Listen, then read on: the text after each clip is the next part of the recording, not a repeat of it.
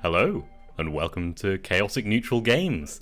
I'm afraid I don't have this as tightly scripted as I did last week because it's been a bit of a rush. A bit less of a rush than Lancer yesterday, but still I've been sat here for 45 minutes putting music together, so hopefully it'll all work. We are playing Numenera today, in case you didn't realise, and I'm just going to check my script yesterday just to make sure there's nothing I'm missing. Yeah. Sorry. It's Monday. It's Monday. It's Monday. It's very much Monday. How are you what's all? good about it is we can say that every week because it's always be Monday. How are we all? Yeah, good. Thank you. Good. Yeah, okay. Are we all looking forward to seeing where we're at? Mm-hmm. Yes, because it can only go well from here. Of course. There's nothing wrong. Once you're lost and you have no idea where you're going, it is. You gonna can't be get more lost yeah, than precisely. lost. Yeah, So. you're just going to find out more about where you are. It's Are gonna we be fine. lost? It's going to be fine. Everything's going to be fine. It's going to be all right. It'll be Are we also? absolutely fine. Yes. So, I think if we're ready, we're going to go and explore the Ninth World.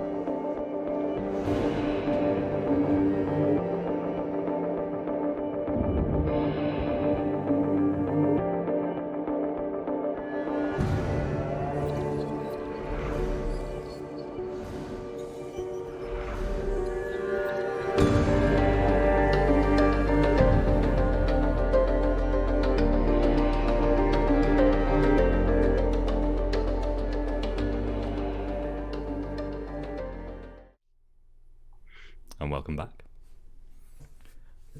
Last week was a fun week.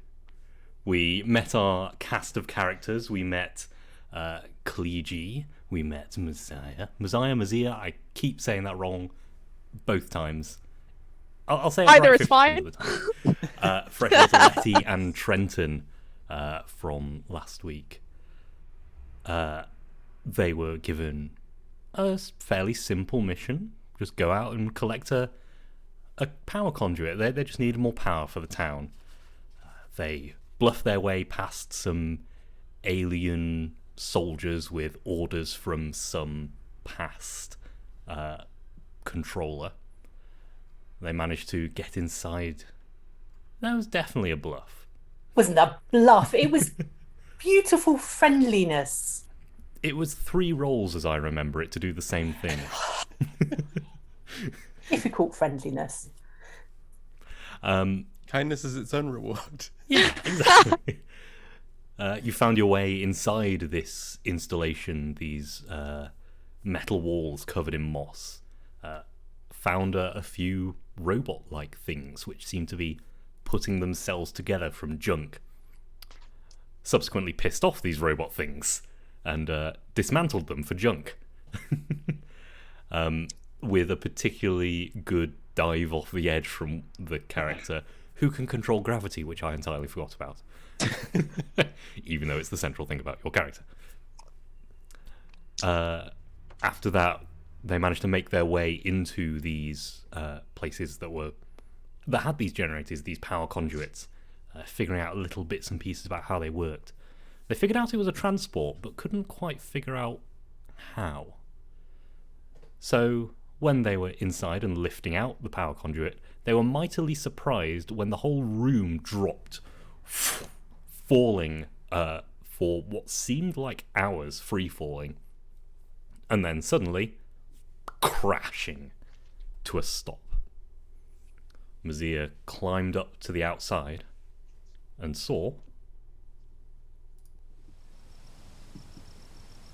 nature, wind. Completely unexpected. Absolutely not where they started out. And that is where we join you.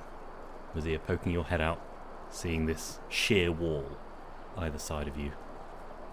You're about 150 metres up, and there's about 150 metres of wall above you. Mazia, having seen that this is not really where she was expecting what she was expecting to see, she sort of turns her back around to the group and then slowly looks over the edge and looks around. Does anything look familiar at all? And do I see any movement firstly? Nothing looks familiar. In fact, if you have any kind of skills in geography, go for it. I'm going to call this a difficulty 6. I have no skills in geography. You can still try and make a difficulty 6 roll. It's an 18 or more. I've got this. Have faith. I don't have this. Yeah, no, nothing you've heard of is this just sheer curved wall of rock. This is huge. This must have been one of the civilizations that could terraform, like completely modify the Earth's land masses. The ones who made the actual the single continent that you all live on. Looking out for movement, you see kind of the trees rustling in the wind, and you can pick out in the distance wildlife, small birds and stuff flitting through the trees. But yeah, nothing huge. That's right then. I am going to scramble back down the sort of tunnel, cliff, whatever it was that I actually climbed up. Well, I've got good news, and bad news, and possibly worse news. Always start. I don't know where we are. Okay. Which one's that? That's the bad news. So I don't know where we are. Okay. But it doesn't look like anything's coming to kill us, and that's the good news. And the possibly worse news is there's no way out. So. Sorry. Run that by me that again. You don't know where we are. Are we not where we just were? No. Because if we were there, I would know where we are. Probably. Maybe. Sound logic. Close enough. Okay. How different is it to where we were? Are we like maybe, I don't know, a day away from where we were? I have never seen anything like it, nor read about it. Do you want to come and have a look? It's very cool. Yeah, how easy is it to get up there? Is it? It's fairly easy. It's just an awkward scramble because this whole room that you're in is now like on an angle, and it's just a bit of it is poking out the corner where you can poke your head out, and you could climb out if you wanted to. Okay, yeah, I'll definitely climb out. Would any of us have anything basic like a compass? I don't know. Does anyone have a compass? To know what it's saying. I have an explorer's pack. What's if in the there might explorer's be any. pack? What, a compass? That's a and good then- question, Ed. Rope rations for 3 days, spikes and hammer, clothes, boots, torches, snow globes. Globes. My pack, please also have a snow globe in it. I didn't see why not. And a bag of small tools. So no. No. Why do we not have a compass? Can I tell from the sun's position? Does the sun work like it does? Is there any sort of way of in our civilization to navigate via the sun or any of the solar? Yeah, I mean, there's plenty of ways to navigate by the sun. The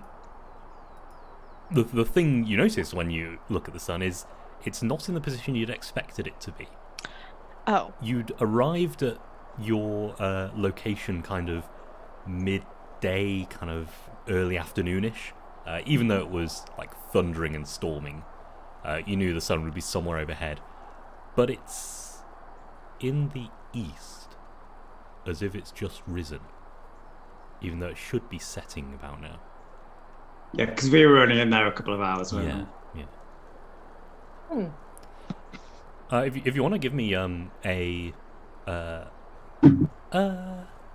no, I think you'd need to be able to see stars to figure out where you were on a map for this. Can't do that by. You could find out where north is from the sun. Yeah, so I'd like to do that, and just like, because it's a crazy world, does it look like our sun on our planet? It looks very much like your sun. Yeah.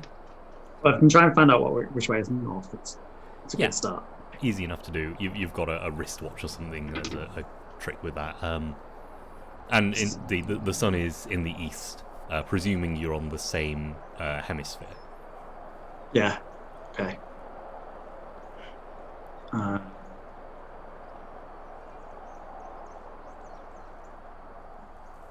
Is it? Anybody? Yeah. Oh, sorry. No, you go. It's all right. It's all right. I know who's. I was wondering, is it worth us playing with the power conduit again? Maybe we can reactivate the thing that took us here. Or did it all blow up? Well, you'll have to do a. Yeah. Yeah. So I'll do that. I'll head back down, and while the other guys are working on whatever they're working on, I'm going to see it. I can basically undo what we've just done. Yeah. Difficulty 2 roll to kind of have an appraisal of how everything's looking. Yeah. I will spend a level of effort on that. Difficulty 1. Do you have any skills that are useful? Electrical machines. Yeah, understanding absolutely. Numenera. Yeah. So if you're spending effort, that brings it down to 0. So okay, great. Don't even need to roll. Nice. That's what I like. So yeah, you go around and have a look at the dented walls and the broken pipes, and it looks in pretty bad shape. The power conduit itself is kind of still in its seating, with the spike you rammed into it, so it'll float out easily. And that seems to be humming as it was before. But everything else, like the impact, just took out basically everything else. You'd have to spend days and have a lot of spare parts to put this back together. Balls. So what are you thinking, Trenton? I'm thinking. I am thinking. Good. Haven't quite reached a conclusion yet. I don't think we can undo what we've just done. That's we might have to go back the way we came and try the front door. Go back the way, as in. Can we do that? I mean, are we still? Because we don't think we're still in that complex. Is that right? The room itself has moved. The room itself has moved. Okay. I mean, what have we just done? Because I'm a little bit confused. Same. I put the spiky thing in, and then things seem to move. Yes. Good I think this observation. room is some sort of vehicle, and it was being powered, perhaps, by the conduit. Says Freshwater. He's like stood on the the whole room's tilted, but she stood on the ground like it's the ground. Everyone else has stood like where gravity is pointed. She sort of stood like in the most convenient spot for her, which is where she has decided down is. And she's like, so there are these sort of things on the seats around the wall, aren't there? The sort of. Yes. Am I getting that right? Yeah. Yeah, pods with these straps. I think this room was supposed to go somewhere, and it hasn't. Or it has, but it's crashed.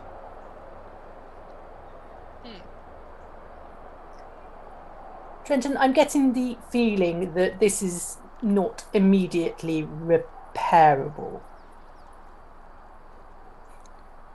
Start working on it, but might take days. What about walking? I think walking will be necessary. Is it cold outside? It's breezy. Okay. But the sun actually has an angle on this inside bit of the wall, so it's fairly warm in the sun. Okay. I'm wondering whether we have a little bit of a rest, Mm-hmm. take the time to maybe scavenge what we can from here, and then just assume that we're going to have to leave this place in order to get back to where we were. I concur. Makes sense. Well, first question is then, how are we going to get out of, well, here? Because there's a bit of a drop, isn't there, Ed? You said. Yeah, about 150 meters. When you say drop, you mean like a little jump? Sheer cliff. Okay, sheer cliff. Sheer cliff would possibly be a more accurate descriptor. But, Well, Cool. the door that we used mean, to we get could- into this room in the first place Mhm. is can I open it? That's the one that's pointing up that allowed you to. Ah, got you. Okay, yeah, it's all clear now. Okay. So, once we get up, we need to get down. Or up. But not across.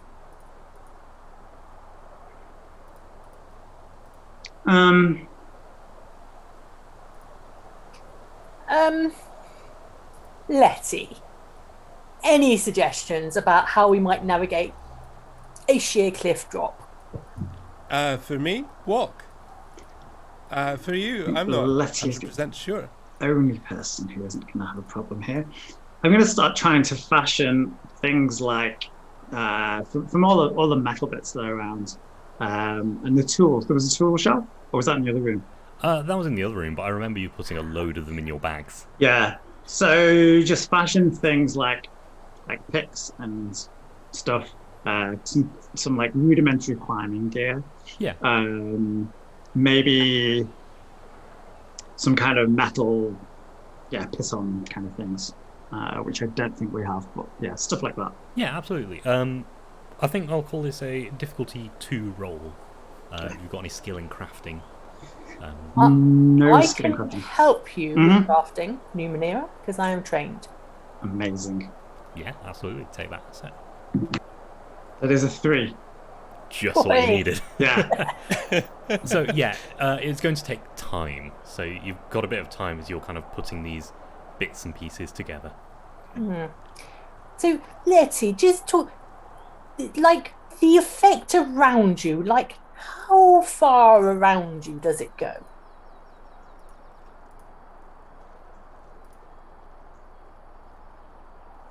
Oh, I think. Well, I can take myself and maybe. Oh no! No, we've still got you. Have I frozen? No, it's a little choppy, but we're all right. You still got me. Okay. Yeah.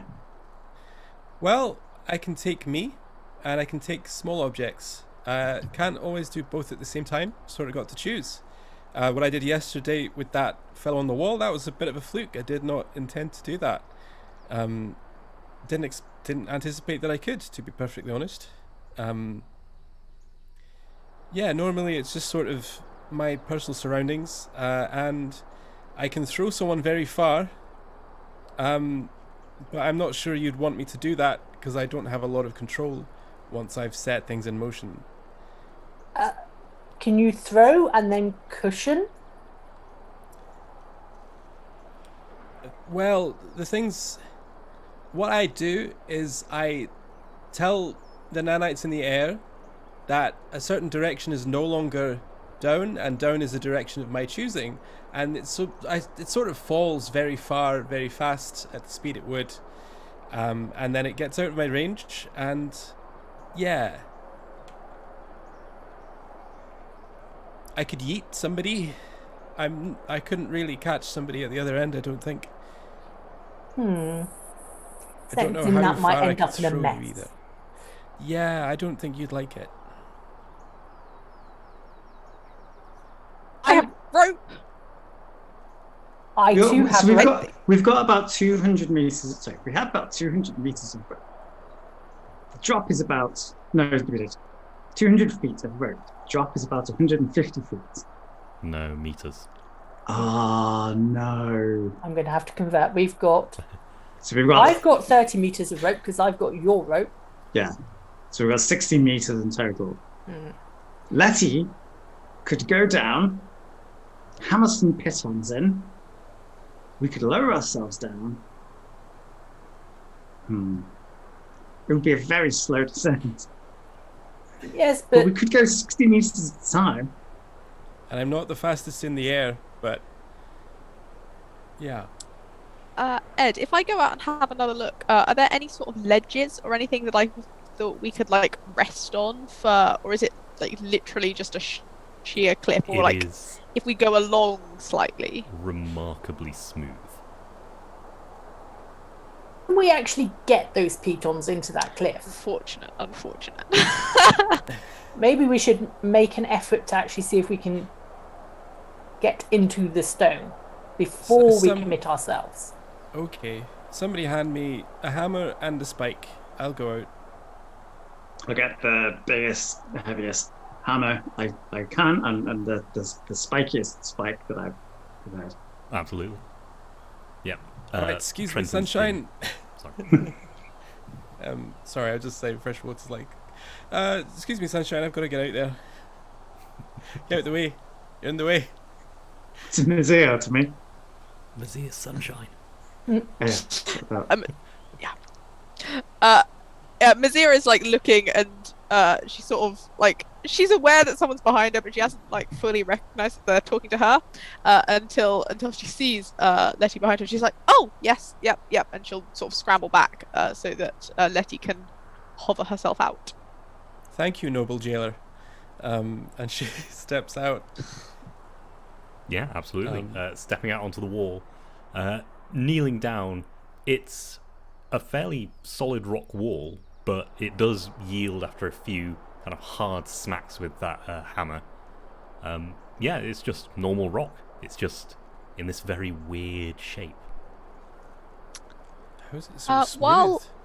While Letty's doing that, Mazia's just going to sort of like sidle back a bit and go up to Cleege and be like, Cleege, the prisoning, the method that we use to sort of tie our prisoner to myself, is that still going to work down here? It didn't have to be within a certain range of anything, did it?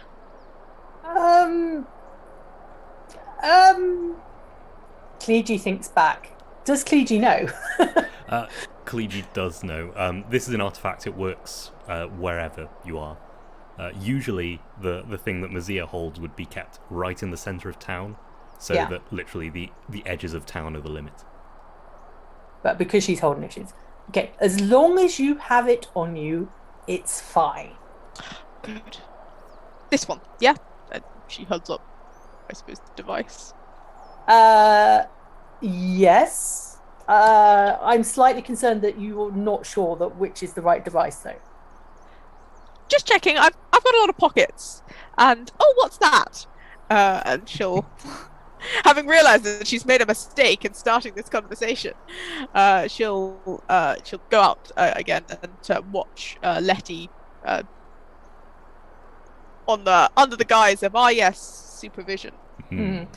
But yeah. Absolutely. Trenton, is there anything we can do with this power conduit, do you think? I don't think we have anything we need to power at the moment. Unless we can...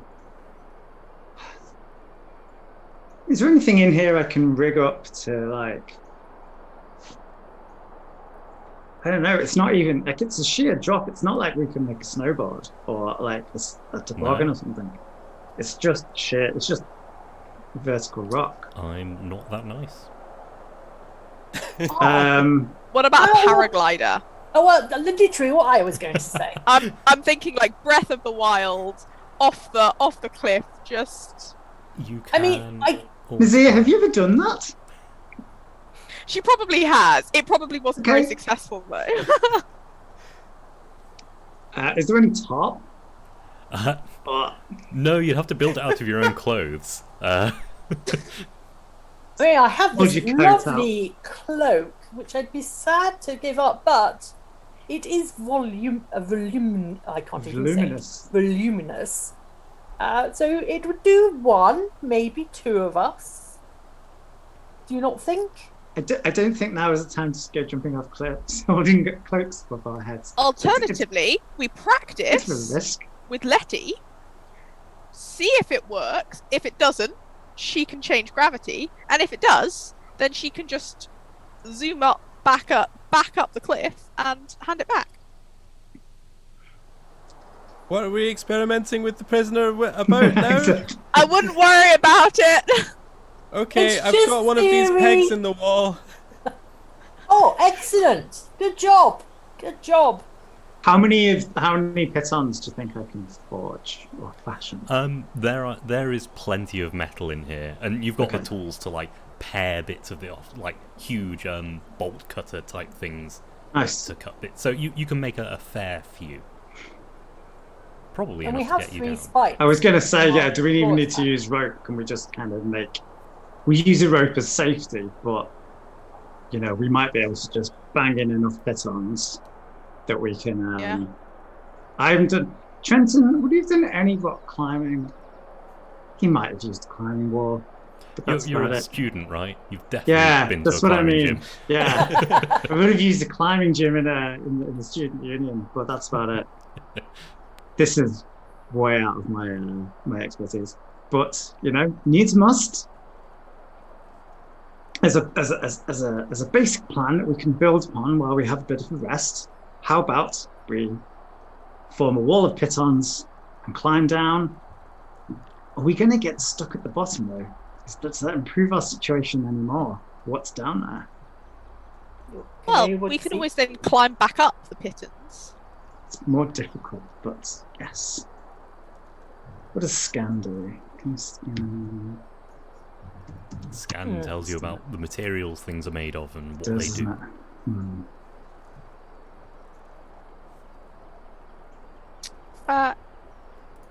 What sort of terrain is it at the bottom of the pit? Or the... Uh, I don't know how to describe it. I'm going to say pit. I know it isn't a pit, though. okay. It's a kind of temperate forest, kind of gently rolling hills with trees above. Yeah, it's quite dense down there, but you can see off in the distance the forest kind of ends, and to your right, where the wall kind of curves round and comes to that gap, quite a ways away. But there is a huge gap in the curved wall.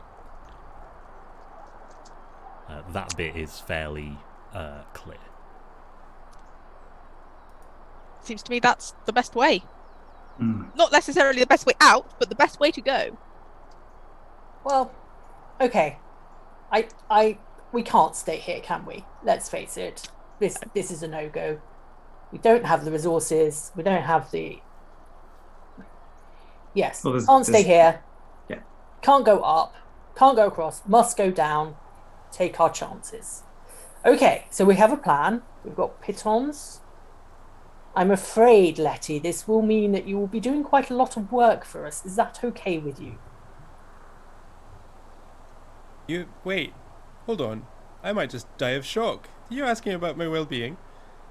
Well, yes. I mean, I'm not a complete heartless soul.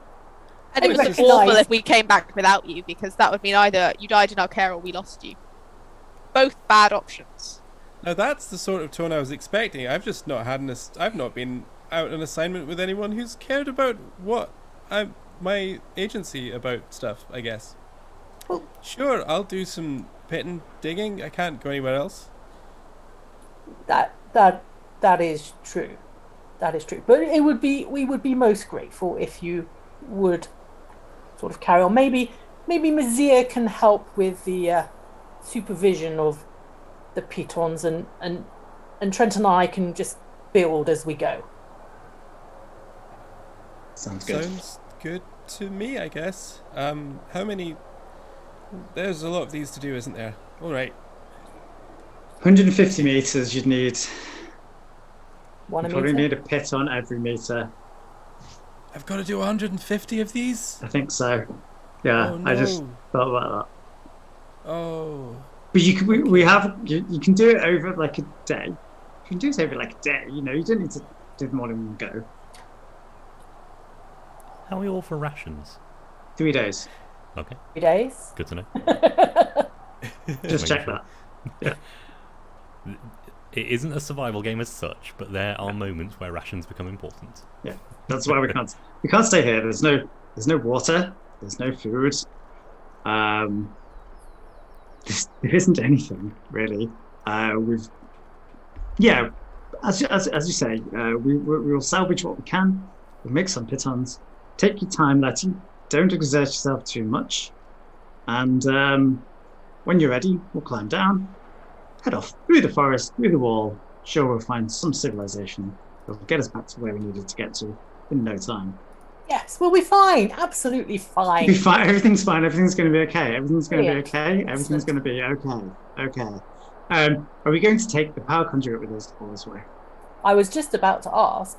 Well, we can take it as far as we can while it's still floating, surely. Yes. And then if How it long stops did this- floating, How long did the spike last for? Was it 48 hours? 48 hours.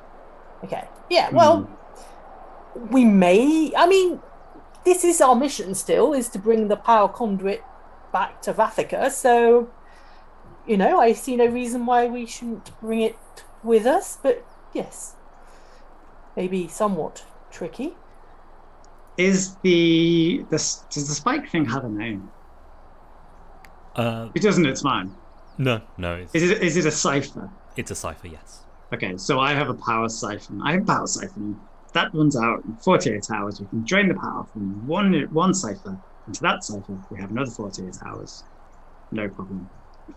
Excellent. 4 days. We'll be there. We'll better be We'll there. be home. We'll be on our way home at least, if not quite home. Okay, we have a plan. Let's do this. Okay, absolutely. This plan is smart enough that I don't think I need any rolls for this. hooray! Oh, we're smart. Yeah. You're sending the one who can walk on walls to hammer pitons into the wall for basically a full day. It's going to be a big job, but doable.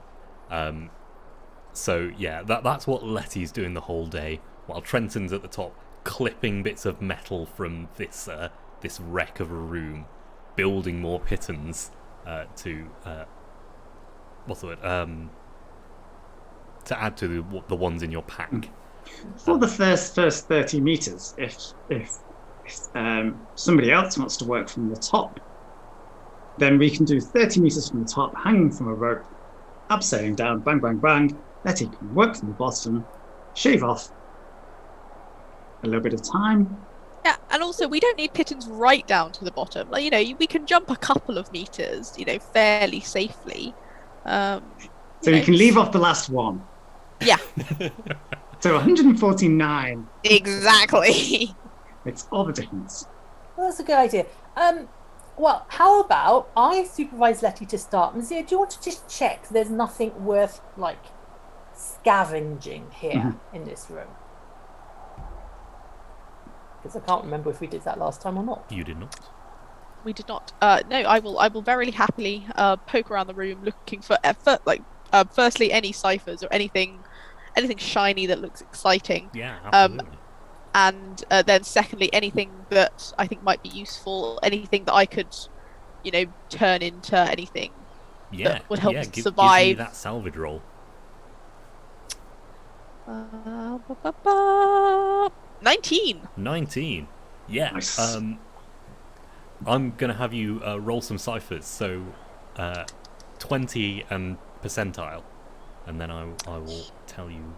Do that twice. A d20, did you say? Yes. D20 and a percentile. So that's 6 and percentile. This is the true Numenera experience. 48. 6 and 48, which is Ooh. Ooh. Ooh. A good I like noise? I like the ooze noise. Yeah. This is a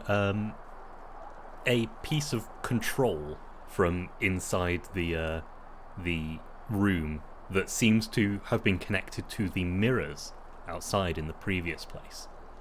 So remember how the mirrors were kind of CCTV almost? Yeah. It's a little bit of control from that, and actually a little thing that powered it more so than controlled it. It's called an extra time. It's a little handheld device that you've managed to cobble together from this bit of crystal and this wires wrapped around it that slows time down for the user, and you can take 3 additional actions while the rest of the world seemingly stands still. Oh, That's brilliant. awesome! However, Nice. it takes a toll. For every action you take, you suffer 3 points of damage. But that's pretty good. I'm happily gonna take that. Yeah, roll me one more cipher and then roll me an oddity as well. Okay. That is 93. Yep, not 63. Definitely 93. 93, and what was the 20? D20 roll. Oh, sorry. That's a 1. That's a 1. Okay. One, Fine, get my 93. 1 out the way there. Because that's how it works. No more ones. Statistics. Statistics in action, people. You've already had that one. Oh, should I roll it again? No. I will choose the one above it. Which is, quite appropriately, a gravity nodule. Ah! It's a little bit of the thing that was keeping the room suspended when it was able to suspend itself before. It's a little thing you can attach to a weapon, which seems to the weapon seems to defy some element of gravitational pull, meaning you can use a heavy weapon in one hand or a medium weapon as if it were a light weapon, so easier to hit with. And if it's attached to a light weapon, it just makes attacks easier. Just makes weapons lighter that you attach it to. It's really handy. Yeah, it is. And then for an oddity, just roll me percentile. That is 50. 50. Odysseys, table 1, 50. Again, from this mirror, a bit of shard of mirror that seemed to be connected to the spare time thing you found, that shows anything reflected in it, like a normal mirror, but there's always something missing. It's just something's not there. It's very unusual. That's bizarre, and I love it. So yes, so Letty's going down, hammering Excellent. pittons. I will. Mazia's been salvaging bits and pieces from this room. Trenton is hammering pittons into shape to pass down to Letty, and I presume. I guess I'm tying off my 30 meters of rope and doing the first bit Cool. down while Yeah. they do that. Absolutely. This does take you the better part of the day to get everything situated firmly. The sun goes overhead. You take a break for lunch, and by the time the sun is starting to dip over the edge of the actually from the angle it would have been over the edge of the cliff for quite a while, but you can see the shadow of the cliff lengthening. The last piton goes in, and you're ready to go down. I'm not thinking we do it at night. Maybe we can rest. Mm-hmm. Can we recover? Absolutely. Yeah. So you Are we set up- resting in the place then? What's it called? Yes. The orb. Transport thing. The Yeah. transport. Sorry to interrupt. No. You set up your sleeping bags, whatever tents you've got, all at awkward angles because the room is on the piss. You're in like the corners of the room. You're in setting yourself up in pods to try and get a good angle to sleep at. And it's not the most comfortable night's sleep, but it does the job. You're protected from the elements. You are, as far as you can tell, safe from anything organic that might want to come up and, well, not always organic, but anything that might want to come up and harm you. You're pretty safe up here. Does that count as a 10-hour recovery then? It does. Yay! Hey! Which also means that your skills, which you've spent XP for, will apply now. Excellent. Question: if it's a 10-hour recovery, do we just get full pulls again, or do we still have to You're roll? still making the recovery rolls. So if you've used your one action, you've still got I your see. 10-minute, 1 hour, and 10 hour. Okay. So you still make those rolls. So that's basically 3d6. Yeah, plus 3. Yeah. But it's likely to be enough to fill you up unless Yeah. anything's gone horribly wrong. Unless I was Is it too mean last time. is it just 1d6 or 3? So it's 1d6 per recovery roll. 1d6 plus Oh. 1 per recovery roll. Okay, right. Yep. I get you. Oh, that's the wrong thing. That's the right thing. I have 4 written on mine. 1d6 plus 4. Is that wrong? Yes. Okay. Because you're only tier 1 at the moment. Unless you took 2 extra points of recovery for one of your upgrades. I Which did not. I'm not sure talks to machines or a nano gets. No. Okay, cool. Okay, yeah, so the sun rises the next morning. You can see it come over some kind of obstruction in the far distance. Possibly the same cliff going all the way around. And you see it filtering in through the top corner of this room. Bit of metal bounces it down into somebody's eyes. And yeah, you are woken to the same sounds of birds and wind. I have no nature skills at all. Do I hit? What's deadly? In forests. Plenty. Yeah, that's what I thought.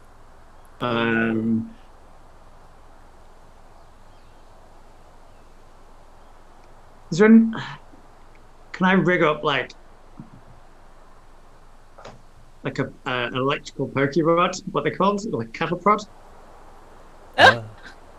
Yeah, I don't see why not. Is there enough power in any of these? You know, do the generators have a little battery or something that I can put on a big pointy stick? Yeah, there's enough to give a decent shock. That's all I need. Yeah.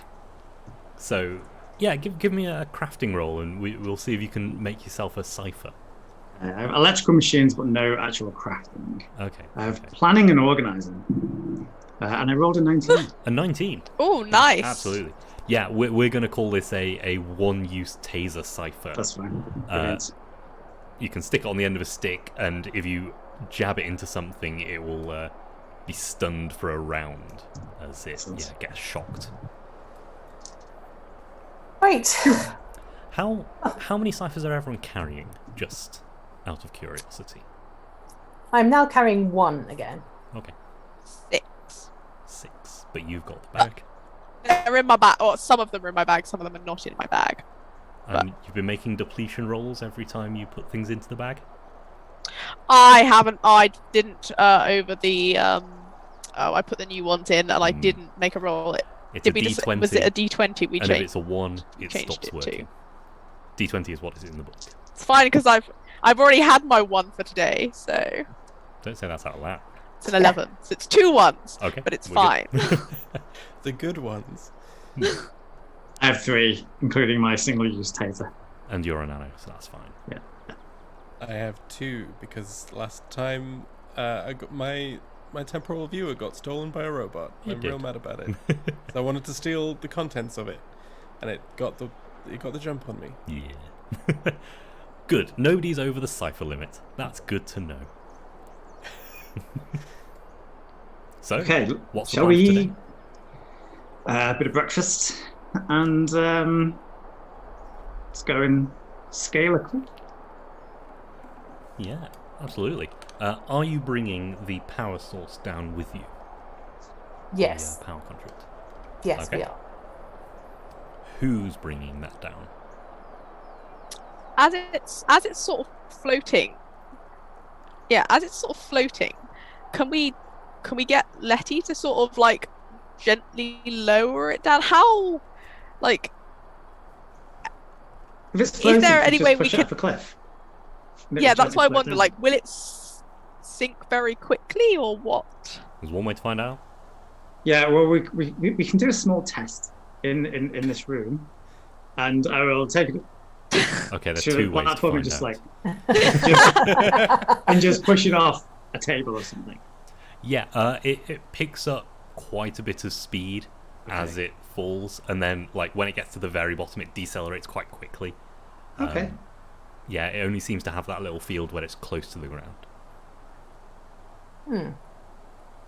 Okay. Now, I'm thinking we don't want that passing us as we're going down. So maybe we should take that down first. Letty? Or last. Or, yes, but... Oh, either or. Whichever you think best, Trenton.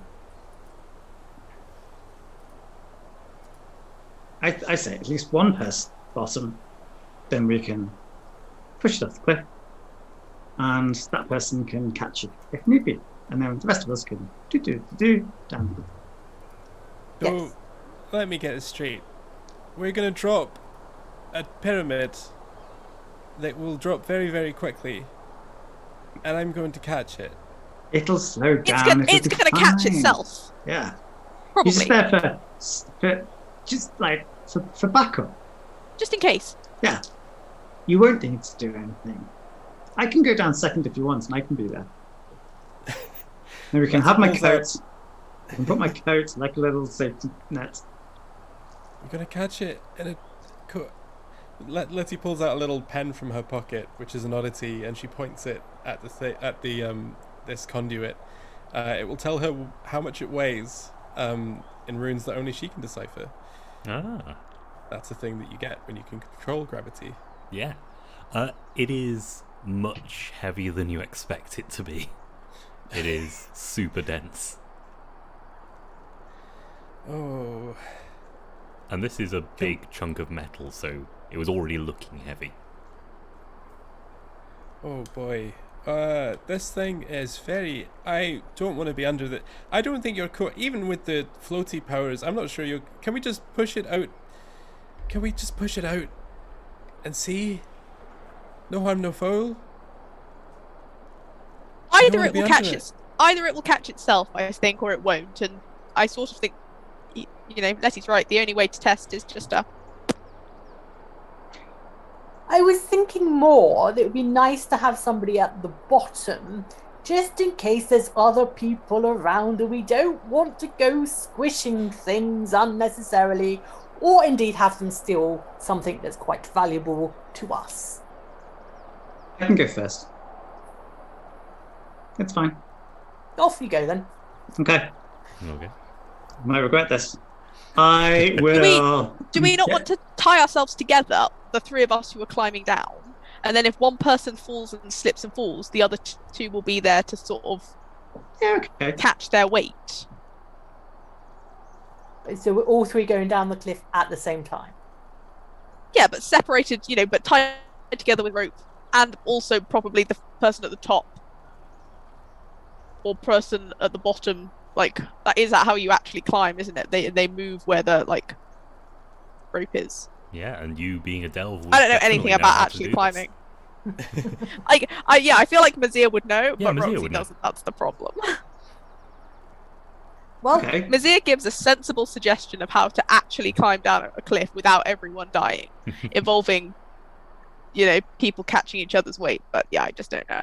Yeah, absolutely. Yeah, there's no need to roll. That is just something your character would know. Does What require you're all three of saying you going is- down at once. So what you're saying is you three go down first, and then I push it out. I think so. Yes, I'm much happier with but this not plan. onto us, please. We I can move. will- We'll see. Yeah, I'm not sure how to aim this thing, but sure. Just Well, we won't stand Okay. underneath it, and we'll probably have time to get out the way. Probably. I mean, obviously, you could like walk down part of the way with us just to make sure that A, we're okay, and B, you know when we've got to the bottom. Sure. Seems reasonable. by the way, if it does fall off and smash into a million pieces, should we just say we never found us in the first place? Obviously. Just checking. Exactly. There will be. I will make some sort of report that'll, cover over the finer details. Excellent. Don't be worried about that. Okay, let's go down the cliff. That's what I Okay. like to hear. So I am going to need a roll for this. Oh, of course. It is a group roll, so one person's I going to make thought the you roll, might say that. but you get a couple of assets if the other two succeed on their rolls, unless they've got useful skills. I think probably Mazia is going to be the one leading, making the final roll. So, It's unfortunate. I don't actually think I have any skills in climbing down a rock. But what's your flex skill today? it'll be fine, right? Oh, I made it nature because I Okay. thought we might need to explore the around. No, fair enough. That's perfectly valid. So, tying yourselves together, what order are you climbing down in?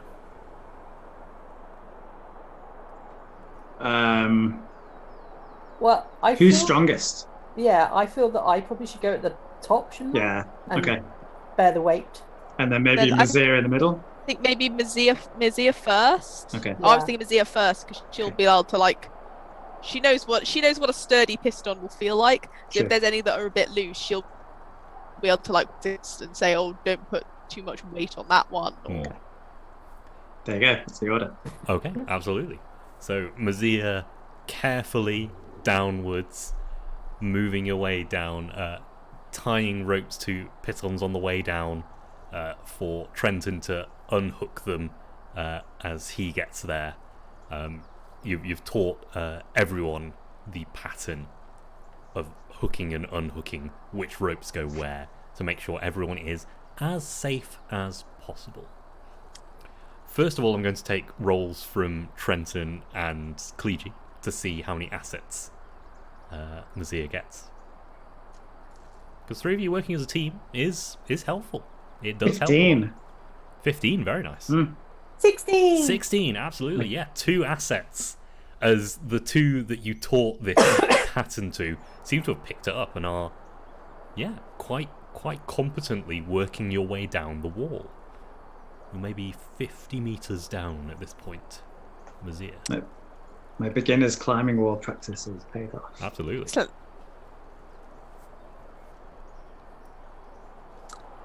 So that's a 3. So I think I'm gonna spend an XP Okay. to re-roll that. Absolutely. That's better. That's an 18. I'll stick with that. 18, much better. Oh. So yes, you all. I sort of slipped, but managed to claw my way back on. Yes. That's maybe 50 meters above the ground when that slip happens, and you point out one of the loose pitons to Trenton. However, Trenton, would you like to take 2 experience points? Oh no! Yes. I would love to. Good. Take one of those experience points and give one to somebody else. I've got to give it to Letty. Letty was the one that put the pitons in, and he's done so much hard work. You deserve it. Hard Absolutely. graft. These, unfortunately, were the pitons put into the wall last. End of the day. Tired. Slightly wonky.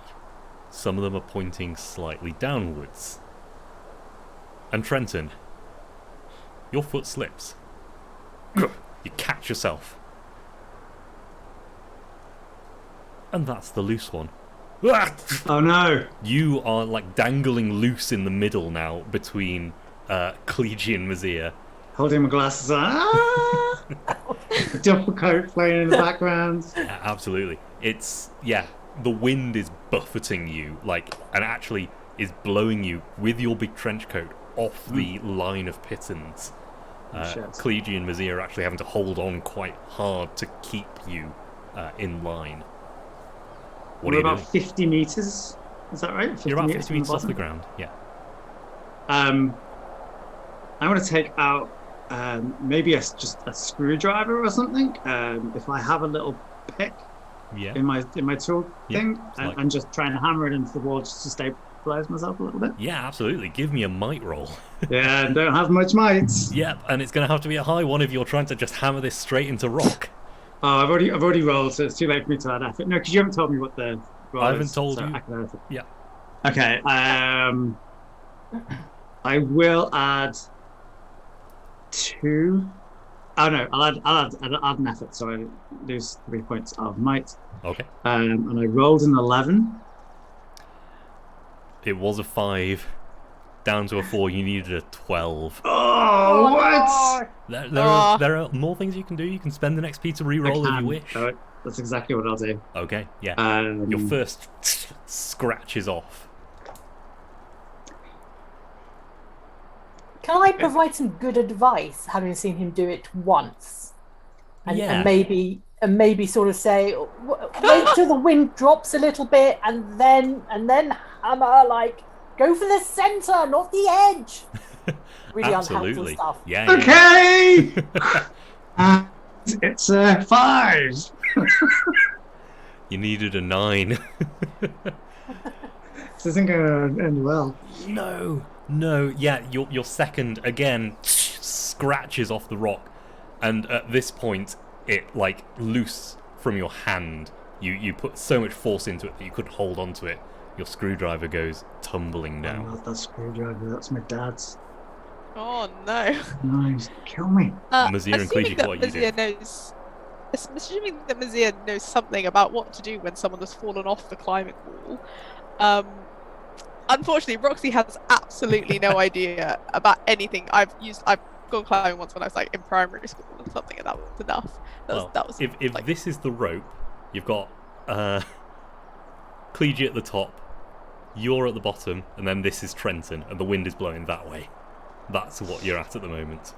I sort of feel that if Mazir goes down a bit and sort of makes the rope a bit tauter, it will if the rope between all 3 of us is taut, he'll sort of be forced flat against the wall, which seems like a good thing to do. Yeah, it's a might roll. Then hopefully he can grab himself onto one of the pistons. I'm trying to grab anything I will also I can spend grab. some effort. Okay. Yeah, this is a might roll to pull yourself down. You're fighting the wind, which is just blowing round this curve, picking up quite a lot of speed because it's just a sheer wall. I think that's how physics works. That is a 10. That's a 10. You spent a point of effort, correct? Yeah. I did, yes. That's good enough. You laboriously pull yourself down, still following the hook, unhook, to keep pulling yourself down. And eventually, Trenton, you are pulled back into line, just below the pitons that went loose. At some point, I'm doing that thing where the rope is, as you're pulling it, that you've probably twisted the rope a little bit, and I just start spinning around. I'm like, ah! And then the rope's taut, and then he starts spinning and then the I'm other way. spinning back the other way. Yeah. I feel a little bit sick. Please don't throw up! There's no one beneath me. It's okay. I'm beneath you! Oh, you are, aren't you? Yeah, true. Yeah, eventually Trenton gets pulled back into line, and you grab onto those pitons for dear life. Yeah. I'm just gonna lean into the wall, just for a minute. Well recovered, Mazir. Well recovered. Thank you. Are you okay, Trenton? No. Okay. Want to get down now. Want to get down. All right, well, let's just carry on as we were. You can carry on, right? And I look down for the next bit. Oh no! Oh no! Okay. And I put my foot down on the next bit and I try and inch my way down again. Slower going. It's about as long as it took you to do the first 100 meters to do the last 50. But shaking. Safely, carefully, calmly. Eventually, all three of you set foot on the ground. The wind is definitely a lot less down here. I'd like to have a good look around at where we are at the moment. Yeah, absolutely. If you want to give me a geography kind of knowledge roll. Can I have a nature sort of skill roll? Absolutely. Thank you. So I'm just going to use that. Even without the roll, you're noticing certain birds you have never seen before. Like nothing you've ever seen before. Which for the Ninth World was pretty unusual. I just rolled 15. 15, yeah. So there's nature in the Ninth World. There are kind of local species to places, but quite a lot of it moves around a lot. There are specific places in the Ninth World where it's kind of a closed ecology and species don't really leave. Mm-hmm. One such place is a place you've heard of called the Clock of Kala. A area surrounded by about a 300 meter tall rock circle. The Clock of Kala, K-A-L-A. I mean, it's coming to mind. I just something about a big sort of stone circle. I sort of assumed they meant like upright stones, not a sheer cliff. But have either of you heard of it? Have we heard of it? You may have heard stories, but you don't know details. Yeah. It's one of those places that's like, it's very far away. Like Timbuktu was. Like, something's very far away, you say it's in Timbuktu. Something's very far away, it's past the Clock of Kala. But this can't possibly be the Clock of Kala, because that would put us... a long way from home. I'm not entirely sure where, to be honest. I mean, I've heard of it, I don't know where it is. Ed, can I start to familiarise myself with the geography of this sort of below area? Absolutely. It takes me an hour, but I imagine we're going to be walking through it for at least an hour. So I'll as you're doing that, Cleege's figuring out the nature around here. You're familiarising yourself with the terrain. Trenton's going to retrieve his screwdriver if he can find it. We're going to cut back to the top, where Letty, you've seen the drama play out on the wall, and you've seen them recover and get back to the ground. I just imagine Eating some Letty up rations. like there, sitting like popcorn or something, just like legs swinging over the edge, like hovering in the air. It's basically what she's just like, that looks like fun.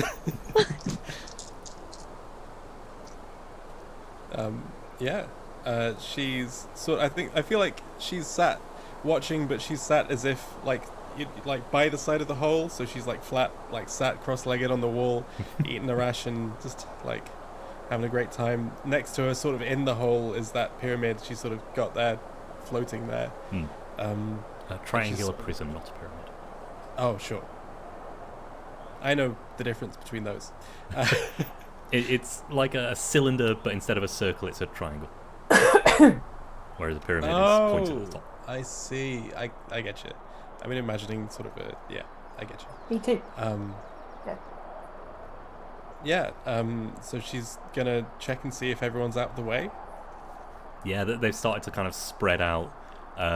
You can see Cleege's like running a hand down a tree to feel the bark, and Mazia's kind of scaled one to get a kind of a lay of the land.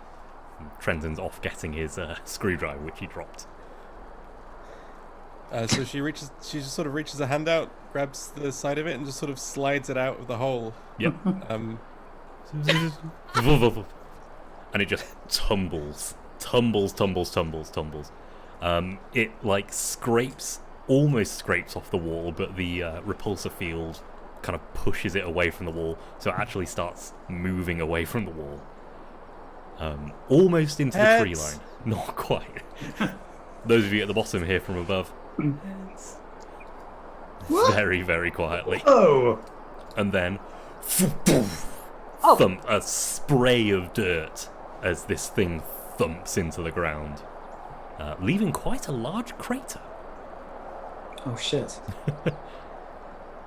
Oh. I'm glad we didn't try and catch it. My coat would have been ruined. Oh, that's quite heavy. Well, good to know. Good job, Letty. You can come down now. Does it look alright? It looks fine. Ah! It's just all That's of a that great force plan. was still put into the ground. It still needed to go somewhere. It just, thumped very heavily into the ground. I don't know what we were worried about. And there it sits now, floating about a foot off the ground. Well, at the bottom of a crater. Letty, you hear, "You can come down now," echoing from below. She steps off the wall and just allows herself to very slowly just descend. Yeah, absolutely. It's a lot quicker than the slow going on the pittons, and eventually, lovely. You are all off the wall, down on the forest floor. How dense is the forest? Not hugely dense. Like local English forest dense, if you get what I mean.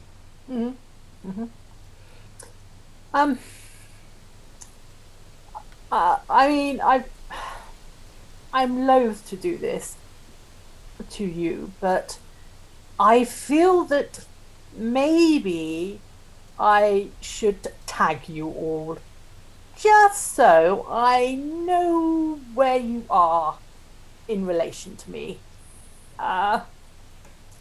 It's not the most dignified of procedures, but it would mean that I would sort of know where you all are at any one time using this device. When you And I say hold it's up- not the most dignified, where does it go? Well, Also my question. Yeah.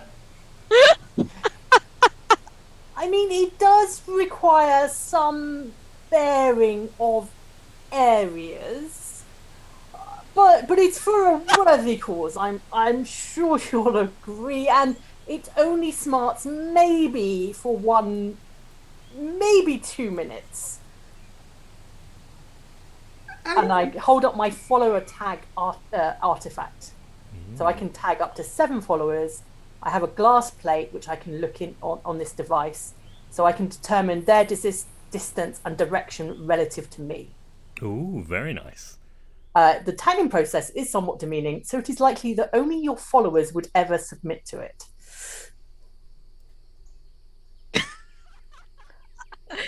I mean, Is it what I'm imagining? Yeah. I sort of get out this little. Right. It looks a little Is it bit a probe? proby. Yeah. It does look a little bit proby. I'm not going to lie. I mean, to be honest, it sort of just goes in like the fleshy part of your like. Okay, well, just No. Can your we- buttock. Your buttock. Not that. No. your buttock. I just need to see your buttock cheek, and then it'll smarts a bit for a couple of minutes, and then it's fine, and I can see where you are, and we'll be great. Letty, did you have one of these? No, I did not. Thankfully. Can I think about this? Oh, obviously, I won't go wandering off.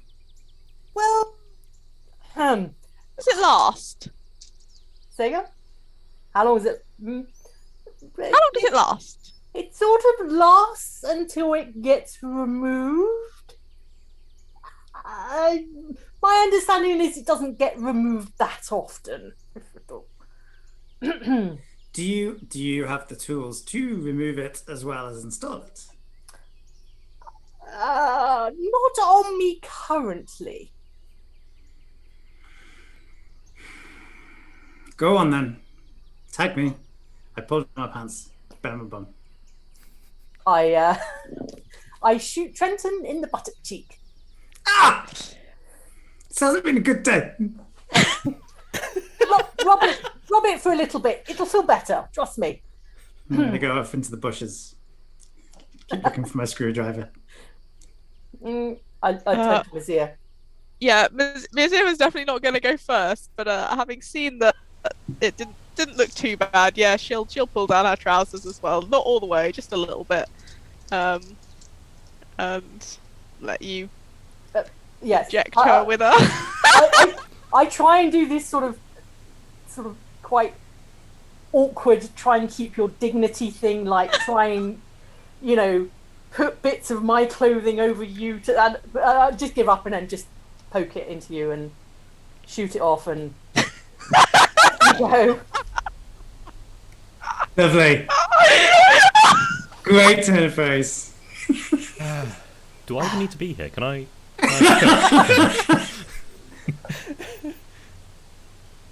Letty? I've already got one ankle monitor. I do not need another one in my butt.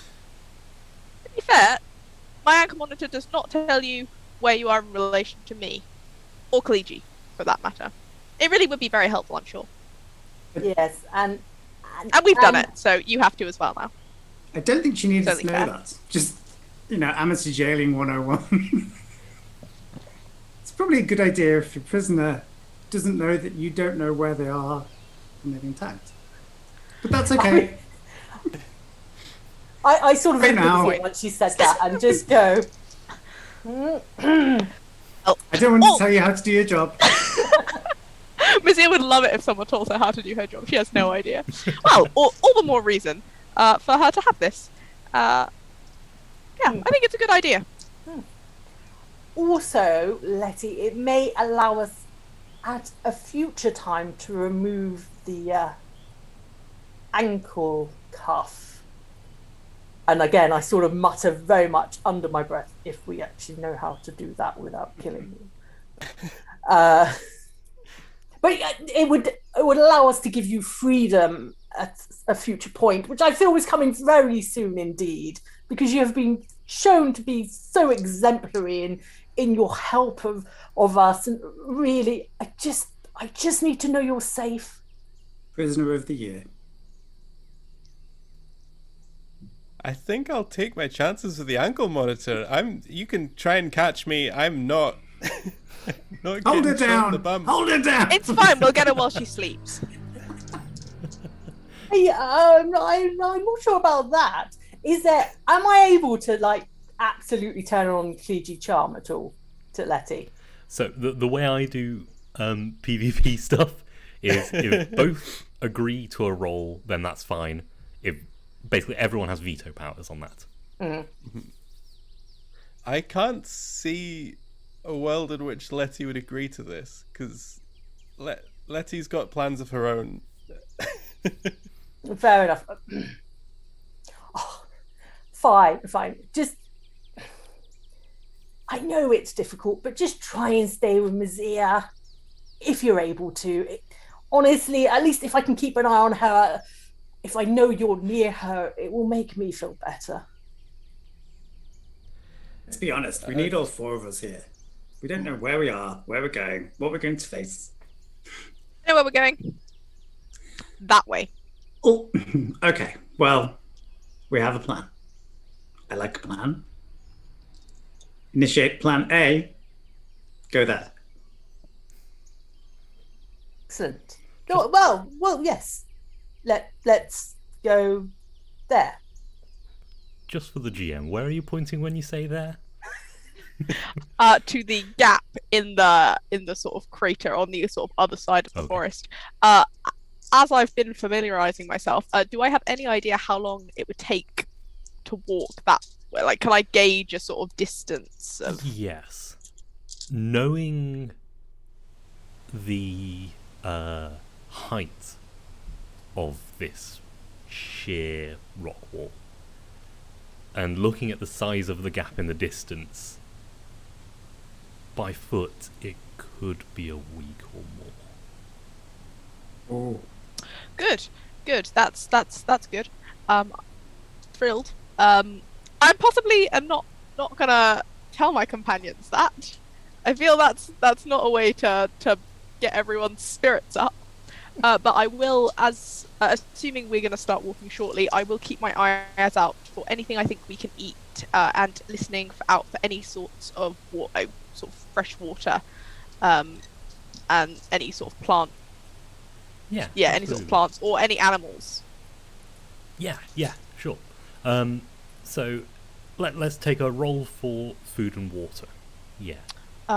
Excellent. So can I please use visual perception? Yes, and indeed. then I also have an asset if I've familiarized myself with the area for Indeed. anything that involves perception, navigation, salvaging, defense, or moving about in the area. In that case, that comes down to a level 0 task. So no need to even roll. You've familiarized yourself and you've got sharp eyes. So yeah, along the way you spot a few... And I'm hungry. And you're hungry. A few fruit trees, which Cleege helps and points out which ones are actually edible. You've done a little bit of reading of the weird nature behind here. Fruit trees, and you see a deer analog. It's got 6 legs and no eyes, but it's mostly meat. So if you want to hunt that down, it won't be too hard for you. And it's about a day to the edge of the forest, and your canteens are starting to get low. But as you emerge from the edge of this forest, you can see the plain kind of spreading out in front of you. And you can see waterfalls out of the side of the sheer wall, making streams which feed into rivers. Fresh water ahead, as far as you can tell. It's a few days of travel like this. This area with the rivers slows you down a bit because you've got to ford a few of these streams and stuff. Some of them are quite fast running as well, actually. All the while, watching this strange nature kind of around you, birds being hunted by rabbit-looking things that can leap super high and grab a bird out of the air. Swarms of insects which seem to move as like a single organism, not as individuals, forming complex shapes, covering trees, and then an hour later leaving and the tree is bare. It's a weird landscape, even if it looks on the surface very similar to where you're from. Towards kind of midday of the second day of travel, you spot someone coming down the river. A raft with something with a huge tarp on, and the figure is pulling behind them against the current, pulling the raft along. Is there anything you would like to do? This figure hasn't spotted you yet. I would think Zia, the first thing she's going to do is she's going to recommend everyone, firstly point him out if no one else has seen him, or just to make sure everyone has seen him, and then recommend everyone just sort of get down so we can watch and sort of try and be a bit stealthy, just to see if we can see where this person is going or what they're up to. Yeah, absolutely. You find a suitable place to keep watch behind a few boulders on the edge of one of these streams, and just keep an eye on this figure as they kind of get closer and resolve into less of a silhouette and more of an actual person. The figure you see, the person you see, isn't human. Red skin, fairly cobbled together clothes, like they've been bought from all over, mismatched shoes, and a pair of gloves which look really ratty, like the knuckles are gone and they're fingerless. The raft looks hastily tied together, and the tarp tied down on the raft. It's definitely been on the road for a while. Dust on the bottom of the long coat over the top. And a huge red fin over the head. No nose and yellow eyes. And I think, before we get any closer, it's time for a break. Oh. After the break we will meet this figure and well, maybe we'll say hello. Maybe we'll hit him in the face. Who knows? It's not D&D. It's not D&D. We won't D&D. fight him. It's Numenera. It's not D&D, so we'll definitely hit him in the face. Anyway, we Yeah, will see you in about 10 minutes. Cool.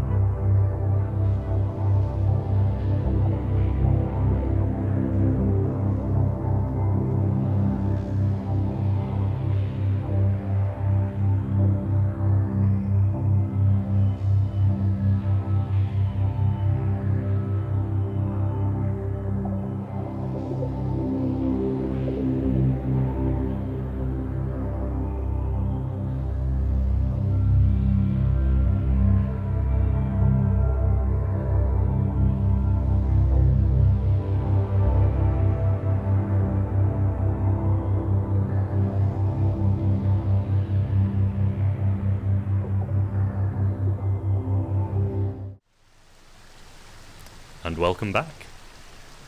Last we left off, you were hiding from a figure which appeared in the distance. You hunkered down behind some boulders on the edge of this kind of pebbly shore of a tributary of a large river. Watching this figure get closer, this figure resolves into an actual person. Red skin, yellow eyes, huge red fin running the length of their head like a mohawk. I'd like everyone except for Mazia to make a roll to see if you've ever met one of these before. 3. You have not. 16. You have. 2. You have not. So Letty is the only one who recognises what this figure is. Let me press a button here, and then another button like this, and then we'll see. I haven't got my thing set up.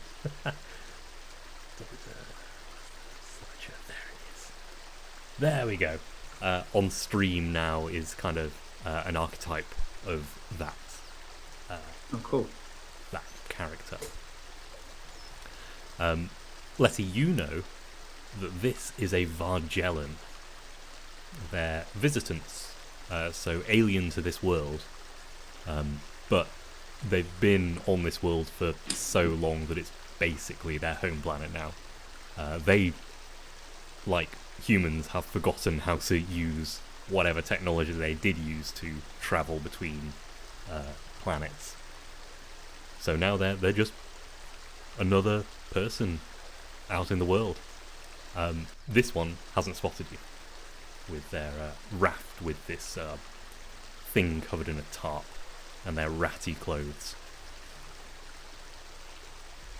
What do you do? Does he look armed?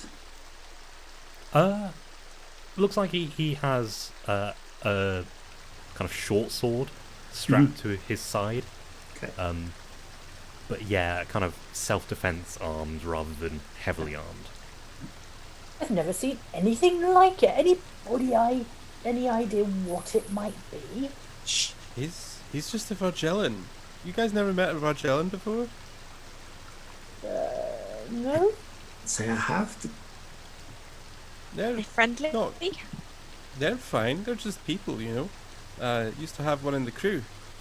Back when there was a crew. Yeah, just, you know, they're visitants, I guess, but they've been here for ages. I've heard tell that they're from another world originally, but this is their home. Friendly? Ed friendly? They're people. Yeah. Well, they're about to be friends. Right, that. Cleety Look. gets up, starts striding towards him. Hello there! Yeah, the head snap. They'd kind of set down the other side of the river and had started lifting the raft onto shore. And head snaps round as spots you, and an approximation of a smile spreads across its face, and it waves very, very happily. I wave equally happily back. Can we come and talk to you? Yes, I would love for somebody to talk to me. It has been so long since somebody has talked to me. Oh, how wide is the river? How deep? It's kind of shallow stream, easy enough to ford. Okay, I'm heading over. I've completely forgotten about the others. I'm excited. Yeah, absolutely. So I'm striding ahead. Well, as soon as Mazia hears that he sounds friendly, she'll go too. You know, this is exciting stuff. Yeah, same. Yeah, the Vargellan starts striding towards you and actually meets you in the middle of the stream, holding hands out to shake hands. I shake. Yeah, it's very, very happy. Seemed ecstatic, this one. And says, "Oh, I'm so sorry. I forgot. Humans are not waterproof. This way. This is." Oh, thank you. Most kind. Wait a minute. Human? Yes. Oh, yes. Human. Yes. Human, yeah, please, come. Leads you over to its box, still covered in a tarp. Kind of sits down cross-legged and says, "So what brings you to the Clock of Gala?" Oh, what a wonderful question. We have no idea. More friends. Yes. Hello. Sorry. My name is Cleety. Yes, Cleety. Cleety. And this is, and I point to Mazia. Mazia. So we've got Cleety and Mazia. And this is. Hello, I'm Trenton. That's, Nice to meet you. Sorry, no. Hello is a greeting. Trenton. Yes. And this is. The prisoner. Does the prisoner have a name? Freshwater Letty, at your service. Would you prefer freshwater or would you prefer Letty? Yes. Okay. My name. Yes, the human way to say. Yes, in truth, Nimchek. My name is Nimchek. Nimchek. Yes.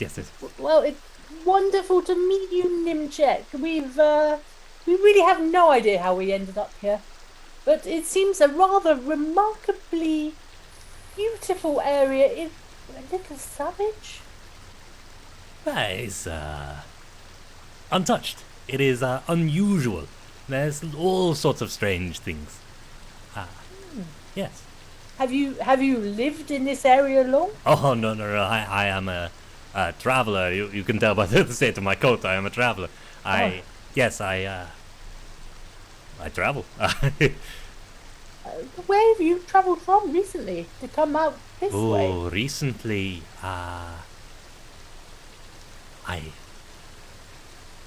it has been a long time. I'll be perfectly honest. I've been in the clock for a month or two, but before I came from across the beyond, and I'm actually from Glavis originally. Glavis. Do you know the Steadfast? Yes, we do. Yes. Yes. Glavis is near Scorpion's Reach. Interesting. We're trying to get Scorpion's Reach. How would you say would be the best route for us to get there? Follow me. Are you're going there? I'm going home. Yes. Sounds wonderful. Yes, I have. I'm going to Wislane first. Wislane is a town nearby, and I've been told there may be some caravans we may be able to offer our services to who'd take us across the beyond, because I do not want to go across the beyond by myself again. That was not a good idea. Are we? I'm sorry. Are we outside the Steadfast? Yes. There's quite significantly across the Black Riage and the beyond. Oh. Oh no. How long Did you would it take us to get from here back to Scorpion's Reach, back to Glavis, say? Yeah, long time, months, maybe a couple of months, maybe longer. I'm not entirely sure. I took a circuitous route. You're all looking rather you didn't come here by choice, I take it then. No. No. And it was very quick to get so far away so very fast, which is unusual, but You were poking about where you shouldn't have been. Something like that. Yeah, I see. Just out of interest, what day would you say this is? As in, like, I don't know what calendar you use in Glavis. As just the same, the Amber Priest calendar is.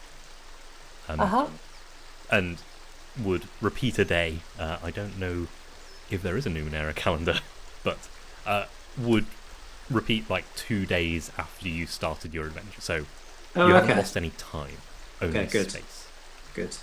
Oh, Well, that's something. that is a relief. Yes, I was getting rather worried. So you are from this time as well, then? Oh, yes. Thankfully. Good. You have met people from other times? No, but it's a possibility. Obviously, everything's a possibility. You tell me. Indeed.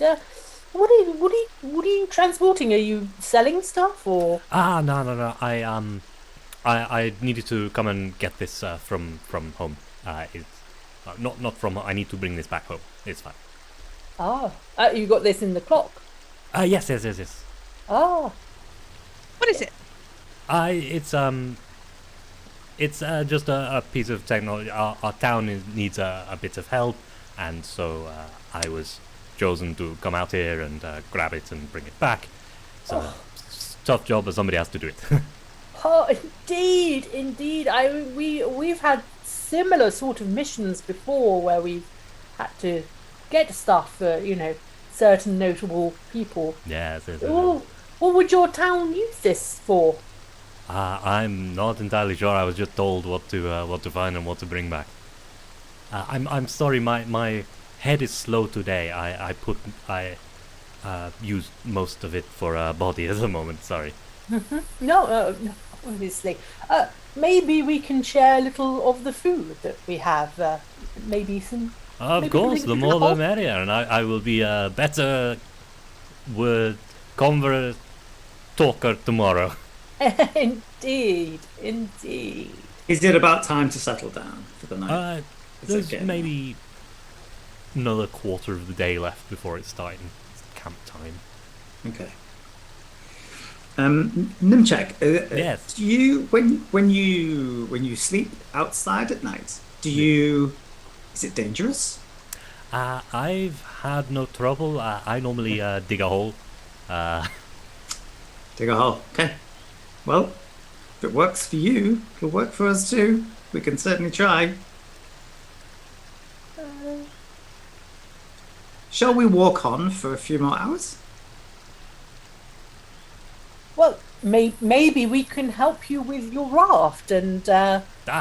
Do not worry. Bring something out the pack, and you can see it's basically casters on spikes. Lift up a corner of the raft and sticks a spike into it, so it's got a wheel on one corner. 4 wheels. Smart. Very clever, very Sometimes clever. the technology is useful, sometimes you need a wheel and a spike. Yeah, yes, indeed. It's very fortuitous. I was going slightly insane. Sorry, I was talking to myself, and it is a weird place. This. Indeed. Have you seen many other people around? No, nobody. They if I see a person, they hide. I don't know. They don't like outsiders here. Oh, You're the Imagine first that. person who was not hidden from me, and that feels good. Let me tell you. Mizia looks away as her first reaction was, of course, to hide from him. Where is our floaty orb? Did we leave it in the trees, or have we got it with us? It'll be with us. Your We- floaty oh. orb. Sorry. our prism. The Our- prism. yeah. Which isn't a Right. prism. No, it is a prism. It is a prism. It's not a triangular prism. Triangular Pyramid. prism. It's a prism. That's it. A long triangle. Long triangle. Exactly. I know my polygons. After a bit's prompting. Oh, yes. Let's. I sort of look at the others and go, "Shall we travel with him?" That sort of politely questioning would do an eyebrow up if I had like eyebrows to do an up. Yeah, Mizia is fully on board with Yeah. everything that he's got going for himself. Letty looks sullen and distracted ever since she's found out how far away from Vatican we are. Oh, Um, well, but she sort of nods curtly. yes. Let's travel together. So we're going to Wisden, did you say? Yes, Wislane. It is Wislane. a small town. It's near the exit, pointing at the gap. Ah, how far away do you think that is? Maybe 2-3 more days. Oh, I look at Mazia and then sort of turn back.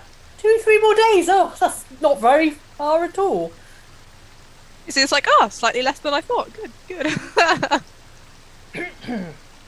So, shall we start a walk? Takes a rope and ties it to the pack. Just and he starts trudging. Are you certain that I can't help you with this? It is my burden to bear. It is not your burden to bear. But we can share burden. It's Ah, not easily. This is a burden I cannot share. I'm sorry. Fine. Well, I heartily appreciate the offer, but yes, no, this is my burden. Oh no, absolutely, completely understand. So, as we walk, maybe you could tell us a little bit about yourself. I have to admit, I've not met a Vargellan. Is that? Yes, is that right? Vargellan is yes. Ah, is the I've never truth met word one for it. before. Well, I don't know. I used to run a small shop. I traded trinkets here and there. I was not much of an explorer myself. I mostly kind of asked other people to find things, and I would pay them, and they would pay me in like things, and it was a beneficial thing. You might call me a junk trader, but the things I traded were just a little better than junk. Oh, obviously. One person's junk is another person's treasure. Yes, absolutely. So Glavis is my adopted home. I'm Navarina originally, then came down and stopped in Glavis. It seemed like a good place. It was near to Scorpion's Reach, but not too close to be weird. So yes, it was a good place. It's got good trade routes as well. You've got a coastal. It's a coastal town, so you've got the boats coming, and it's near enough quay that the caravans come over as well. It's a beautiful place. You should come and visit. that would be wonderful. I will definitely put it on the list of places I should definitely see. Absolutely, yeah. If that was sarcasm, doesn't spot it at all. Not sure if it is. I don't think Clegy knows whether it's sarcasm. I think he's just a little bit like this. I think he just feels a little bit overwhelmed. Yeah, that's to be fair. honest. That's fair. So yeah, the rest of the day passes loudly and excitedly, with Nimchek just kind of spouting all sorts of bits and pieces, like quite a lot talking about Glavis. This he describes it as this like metropolis, this like beautiful city. But those of you who know it's kind of a smallish town with a bit of a port and like a few shops. That's about it. So he's likely to be from an even smaller place, like a tiny village or something. Yeah. He claimed originally from the Navarine, so like far north, which I think is where Trenton's from. It is. I was going to say that. Yeah. I will ask him about that later, but not at the moment. I am more concerned with the fact that our 48-hour power supply on our floaty thing for our triangular pyramid is about to run out. And boosting it for another 48 hours in my power siphon is just not going to cut it. It might get us to Whizlane. If we're lucky. We'll wait until it runs out. Try and get all the juice we can out of it. Yeah.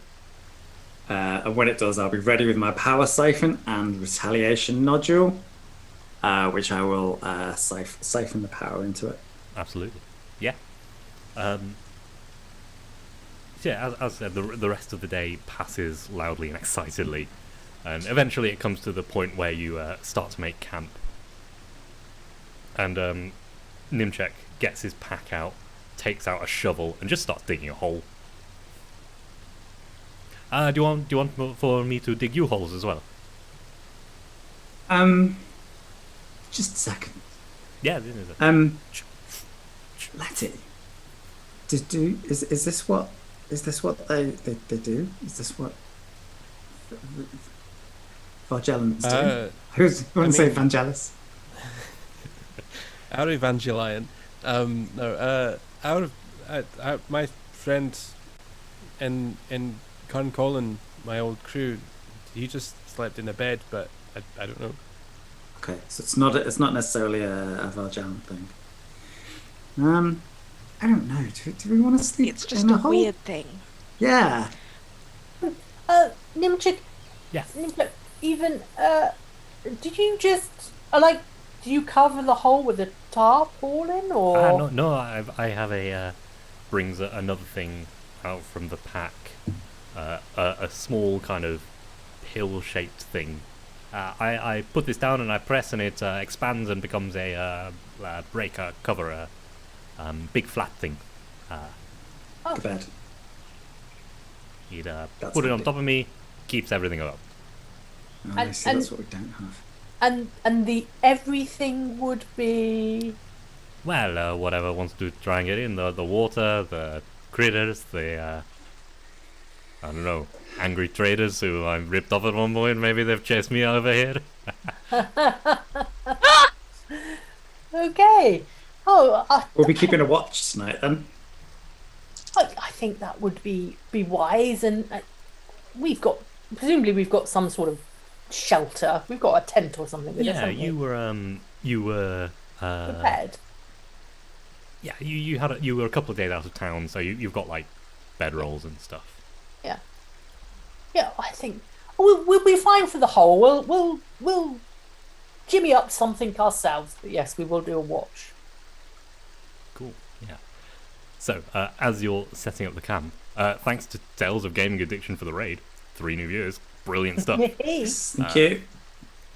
You are setting up a camp with this Vargellan, this red-skinned, red-finned person. He's digging a hole, just digging a hole to sleep in. as you set up your campfire, you're still in kind of the streams bit, so there's streams either side of you. You set up your campfire in the middle bit, which will have sound in a second, because I've got some now. Oh yes. Toasted. Yeah, roasting the deer type thing you caught earlier, filling your canteens from the clear water of both of the streams next to you. Nimchek brings out ration packs and offers them around, very similar to yours, this kind of dry, compacted protein nut bar thing. It's not appetizing, but it's filling. In return for his offering, I offer some of the meat, and I go, no idea what it is, but quite delicious. No, sorry, I do not eat any meat. I'm plant-based. Apologies. I'm so sorry. You are no way to know. You are no way to know. I will offer to him some of the fruit that we picked then. Wonderful. Yes. I will very gladly partake. Absolutely. I'm afraid my offerings are less tasty, but no, it's substantial. That's more important. Yeah. So you sit around the campfire trading tales for a while, until Nimchek says, "Well, I must do some things, and then I will return to bed. It has been lovely to meet you. I will see you in the morning, I guess."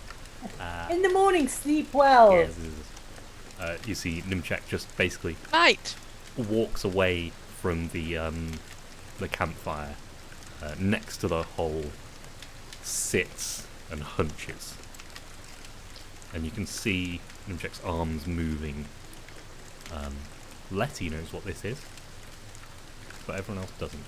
Would Letty share with everyone what's going on? If asked, maybe. I think she's still a bit, withdrawn, I think. Because of the shock of finding out how far away from Beth she is. Yeah.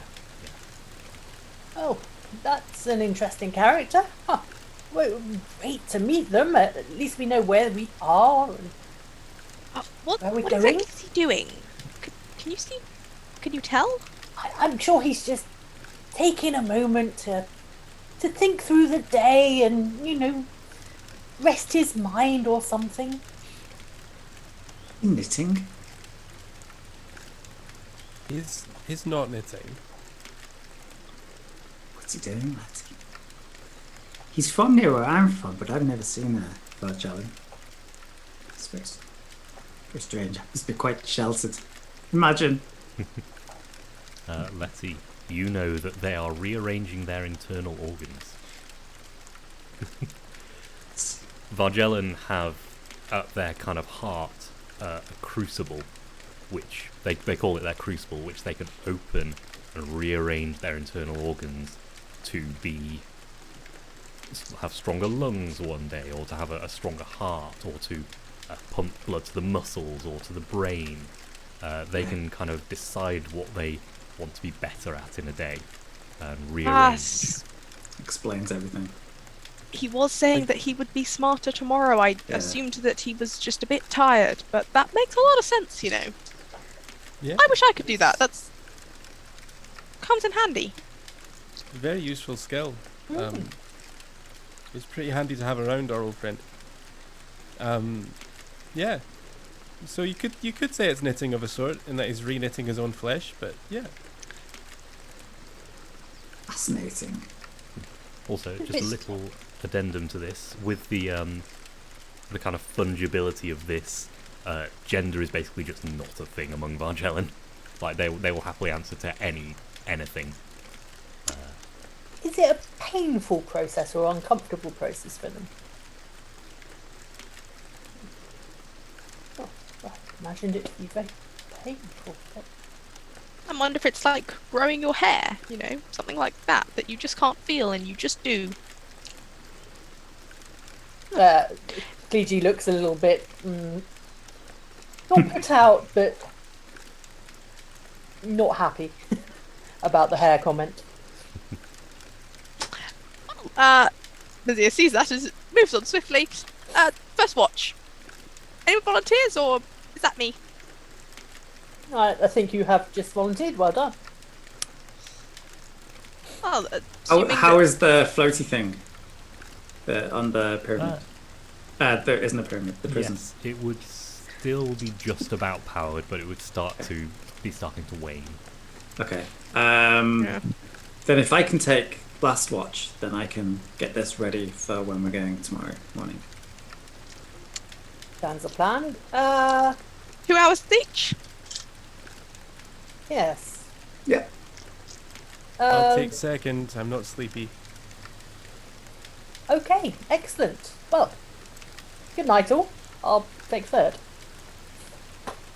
And by the way, Letty, don't you worry. We'll get there.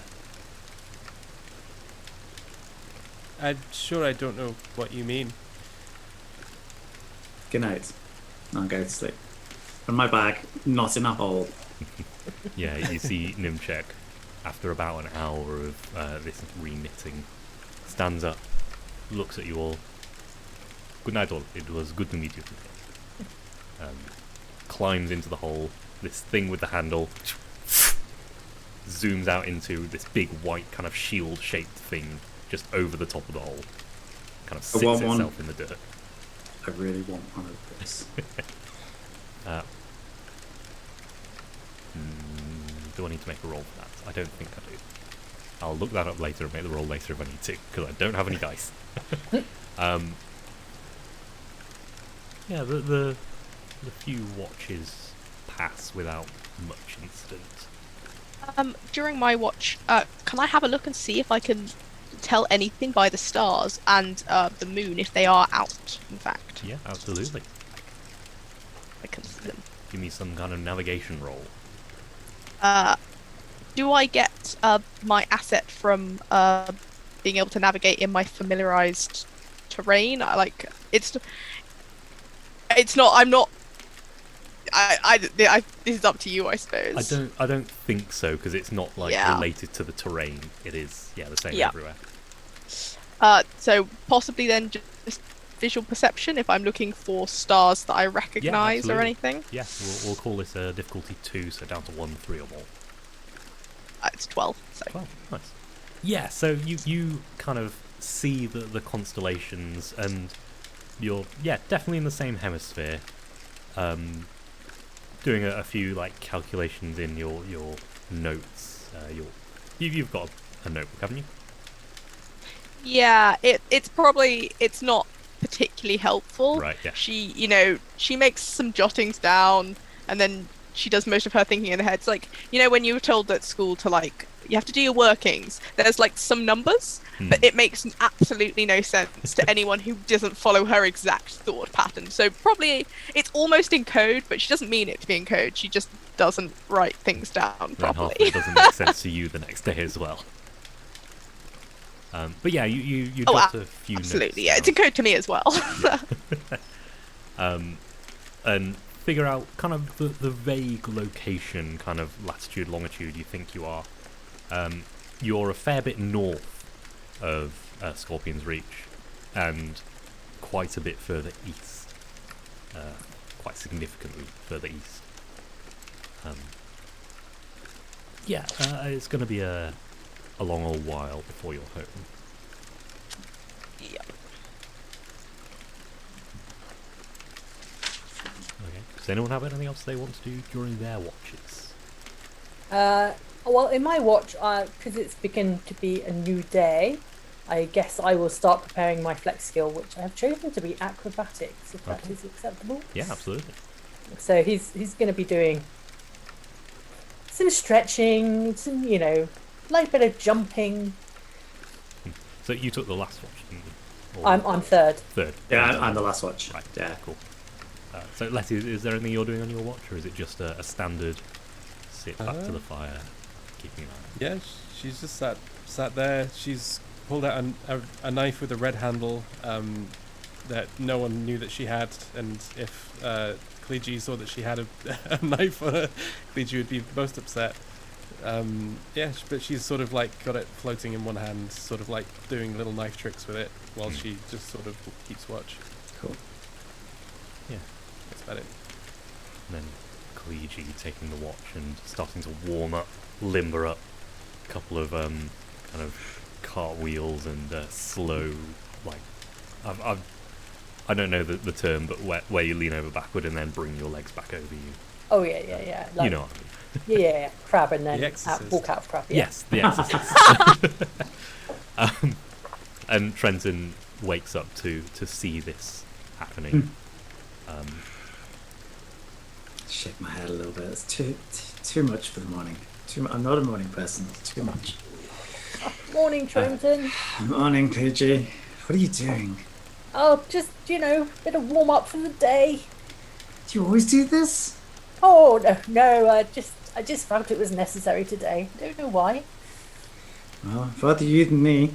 I'm gonna walk over straight to the other, straight to the prism, Mhm. and I'll be like, "I've got this. If you want to get a couple of hours." Oh, yeah. I head off back to sleep. So I will keep watch, Okay. Yep. but while I'm doing it, I'm gonna get the power siphon and my retaliation nodule out. I'm just gonna play with the cables and get them all lined up and get it ready for the next day. Try and work out how it works basically. Yeah, absolutely. And get them slotted together so that as soon as we're ready to go, I can just charge it up. Try and figure out how long it's going to take to charge up as well. Yeah. In the morning, the kind of morning chorus of birds, unusual sounds, some which don't sound quite organic, greet you as you're fiddling about with these bits and pieces. But eventually Nimchek is the first up and taps you on the shoulder and says, good morning to you. Morning, then, Jack. Did you sleep well? Yes, I slept as well as I normally do. You as well? Yeah, I think we all did. It's quiet around here. It is. It's quite nice. Calm for a bit.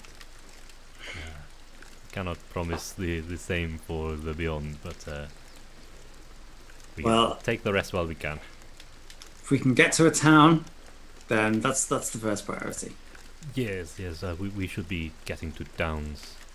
Oh, we've lost rocks. And we're back. And everyone's in the right boxes. Good. Are we back? Yep, it's all good. Is Rox back? Frozen on my screen. Oh yeah, true. She Well, is voting on mine.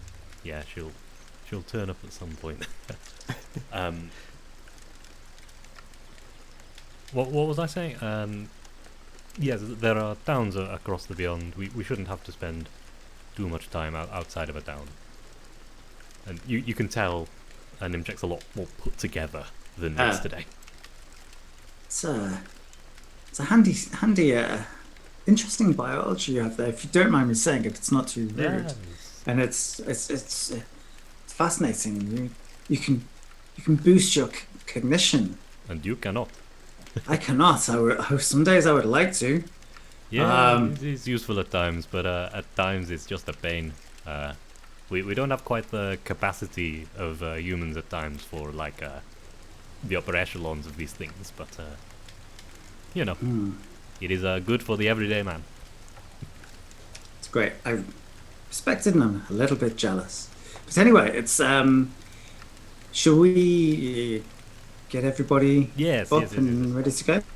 I have some tea. Goes to the pack, brings out a synth see-through bag of just random leaves, basically, as far as you can tell, and puts them.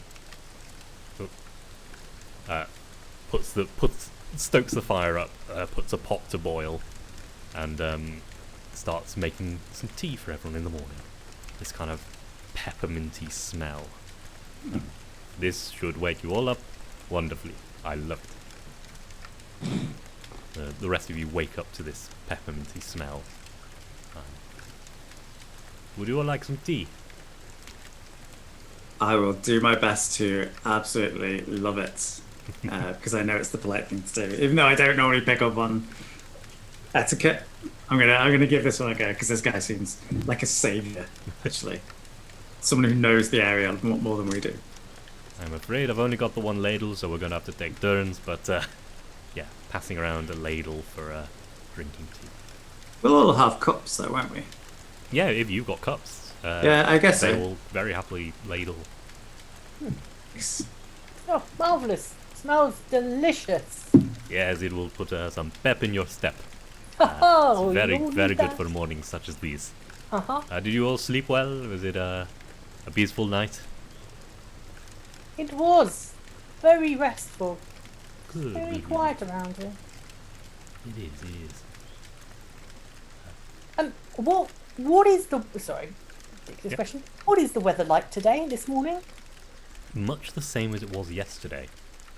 Light breeze, not much cloud overhead, fairly warm in the sun, and kind of there's a little chill in the shade, but it's not unpleasant. And Cleege has up to this point been dressed in like explorer clothes, but on waking today and, you know, seeing the sunshine and feeling it's nice, he actually takes off. He takes off his explorer clothes, and then he seems to be wearing this sort of interesting looking hoodie, which sort of looks quite taut. Doesn't seem to like mold against his body particularly. It's sort of almost inflated, like a bit of like a hovercraft skirt almost. And he peels that off, and so, you know, the others are seeing possibly for the first time that his body is also, well, his upper body is also very sort of silvery blue colour, this sort of funny skin colour, looking quite angular, and the mesh is, it sort of, it drapes, but it also creases in like a quite an angular way, so it does look a little bit unusual. But he's off because, you know, the sensation is nice. He likes the sun, he likes the slight breeze, and he wants to enjoy it while he can. Yeah. So you snuff out the fire and pack up your camp as this tea starts working its way through you. And it actually gives you a bit of pep. There's a fair bit of caffeine analog in it. It's obviously not caffeine because it wouldn't be around here, but it is. Yeah, it's pleasant enough to get you going in the morning. Nice. I like that.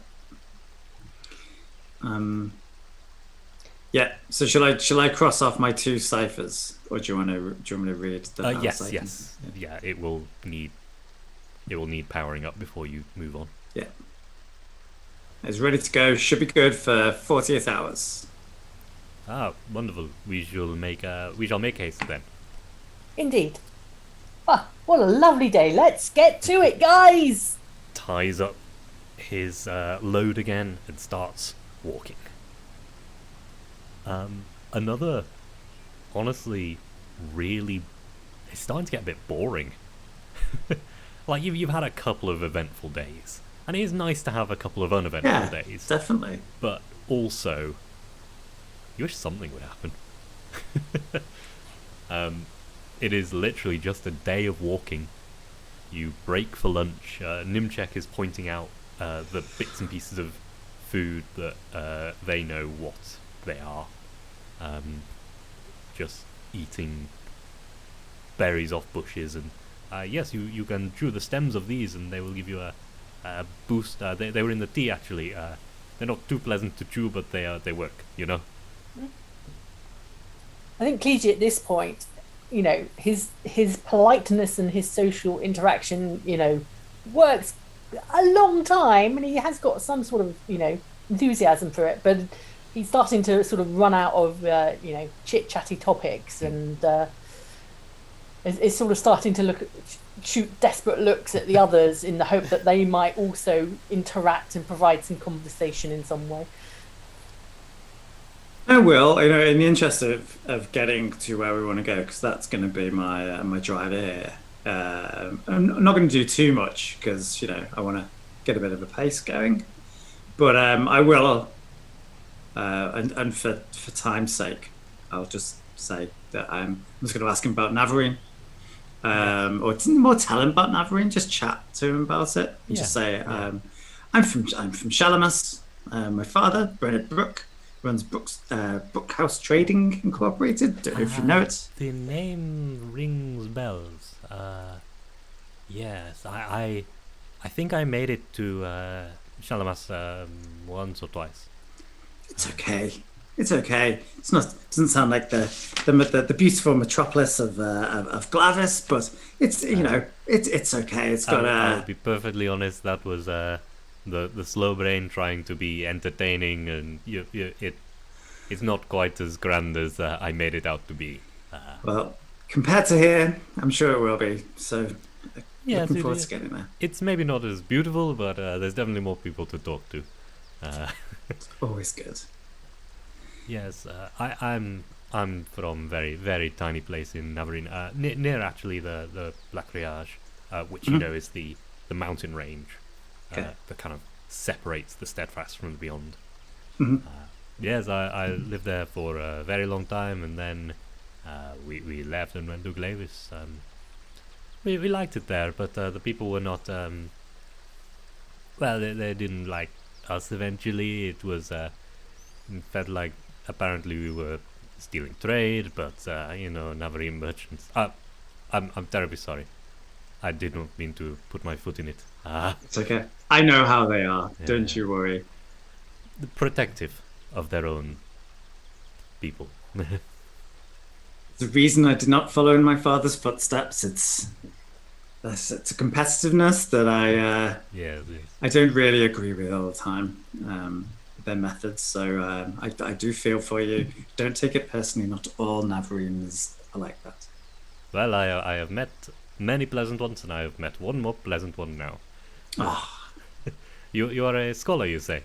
I'm a student. Yes, a student, I'm studying Numenera and Odysseys at Vino in Vathica, and yes, I've been there for over a year now.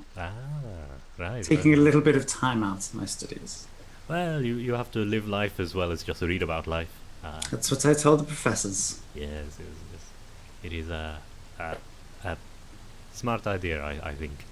I've learned a lot more about life since I've left Glavis.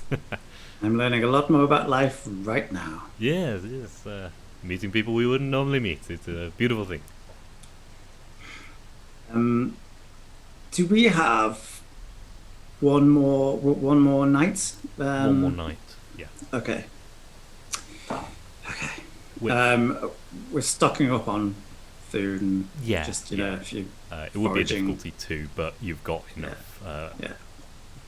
From he seems to know what we're doing. Skills and stuff. Okay, cool. So yeah, I'm going to skip over the next night, which is much the same. Digging a hole. Nimchek doesn't rearrange anything this time. Seems quite happy with how they are at the moment, and yeah, another night of pleasant watches and a fire and tea in the morning, and the same weather again. Very consistent weather, and onwards you go, trudging even further. You've left the area where these rivers are flowing now, and you're just crossing plains at this point. Okay. The wind even has kind of died down a bit. The air's getting a little stiller. And in the distance, about kind of after your lunch break, in the distance, you start to hear a sound.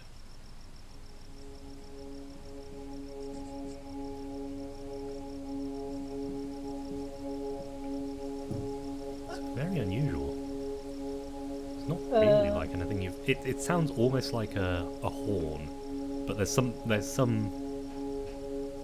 to it that isn't pure horn sound. It's like a voice, maybe, but it's not really. And as you crest. Can we tell which direction it's coming from? Yeah, it's dead ahead of you. And as you crest this next small hill, you see a herd of things. Sorry, things? Things. Very unusual creatures. They blue hides, about the size of a rhino, with kind of a beak almost. These spikes over the top, and you can see their mouths opening and the eyes glowing slightly, actually. And each time the note changes in the music, you can see that they're producing it. They're making this sound. Wow, what are these? I have no idea. Have you not seen them before? No, these are new to me as well. Wow. They seem to be, would you say, singing? It certainly sounded like that. It was a beautiful, beautiful sound. Wow. Well, we will need to go through them. Well, we could go around them, but Wiz Lane is further that way. But Are they grazing? yes, on the they grass? seem to be. Okay. So I propose that these creatures are herbivorous in nature, and we will probably be safe going through them. Oh. But maybe stay very quiet. No sudden movements. They're very big. Spiky.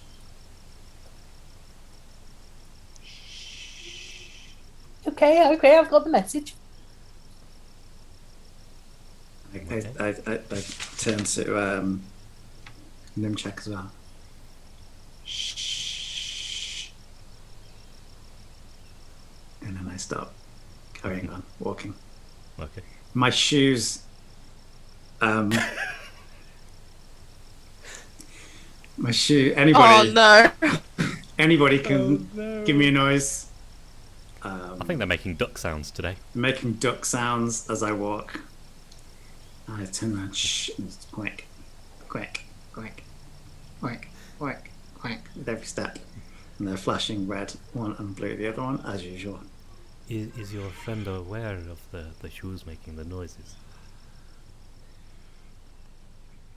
I get used to it. Thank you. I forgot. I get used to it. Yeah, I'm gonna a take- few of the heads turn at the duck noises. I'm gonna stop. I'm gonna take my shoes off and walk barefoot. Sure, yeah. But they seem to have noticed you by now, and they're kind of approaching slightly. And as you get closer to them, you see their eyes, which they were glowing from a distance, like visibly glowing from a distance. But as you get close, you notice they're kind of biomechanical, actually, in the side of the head.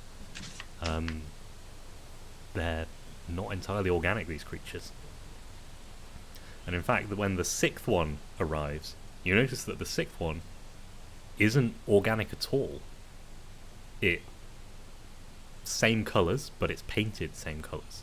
It's moving almost organically, but there's a jerkiness to it. Yeah, it is entirely cybernetic.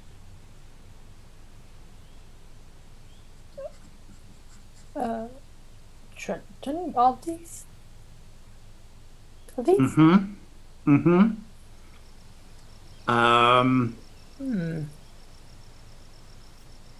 I can't really do anything. There's about 50 of them, but I'd love to take one apart. There are 6 of them. Oh, are there? That's still a lot when they're rhino size. I'm just gonna sort of not the one that looks most mechanical, but one of the other first 5. I'm just gonna sort of put my hand out, maybe pick up a little bit of grass, put some grass in my hand, and put my hand out in sort of a proffering style and see what they do. Yeah, it will, as the singing begins again, it will bow to you and then slowly move forward and very carefully take the grass from your hand, very gently. Oh. Well, they seem quite peaceful.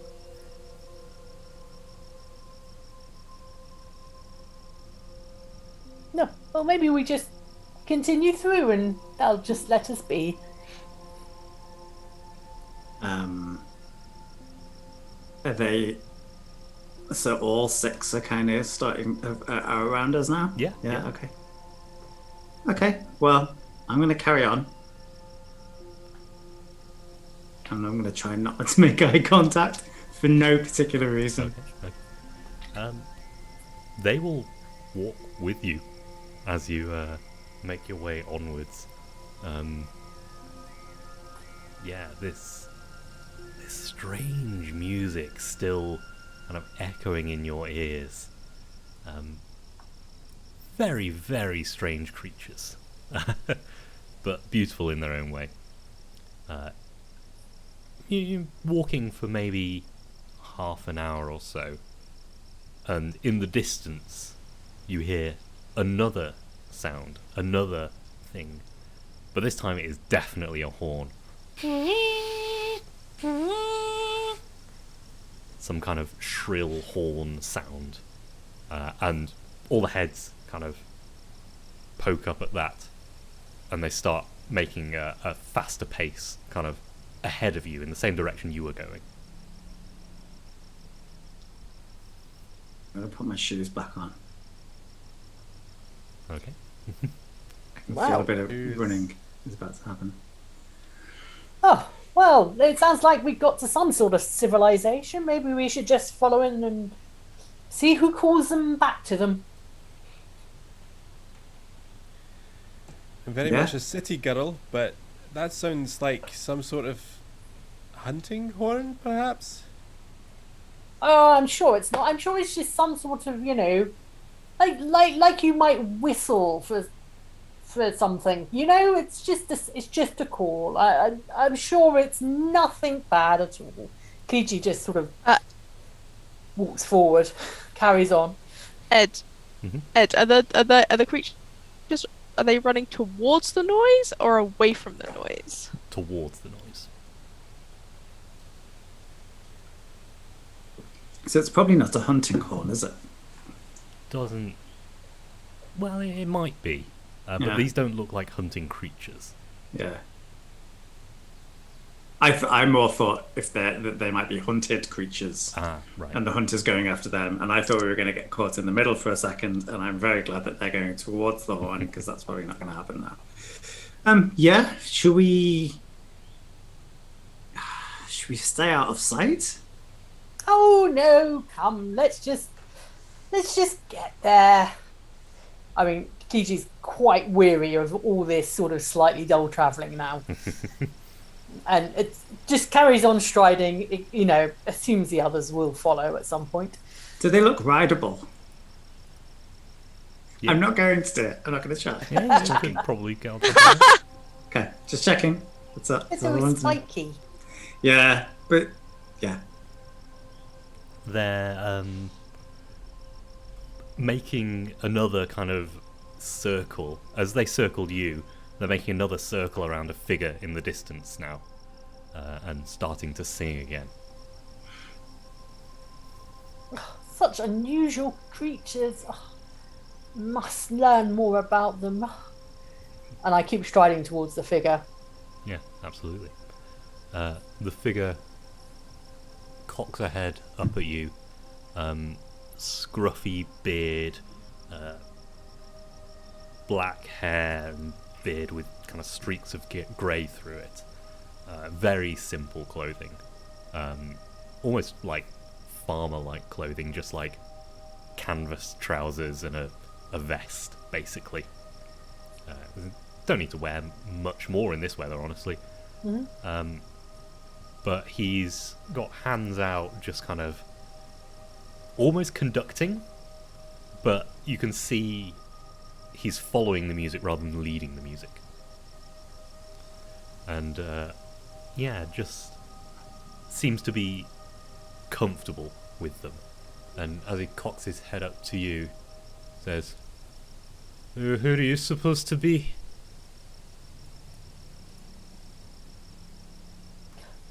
Oh, good day to you. I was most intrigued by these creatures and the beautiful sounds they make. Yes, beautiful, beautiful things. Indeed, what do you call them? Well, this one's Bam Bang, that one's Dharma, that one's Woolan, that one's Certinum, that's Lakshmi, and this one, Ting Ting, the inorganic one, is Thanik.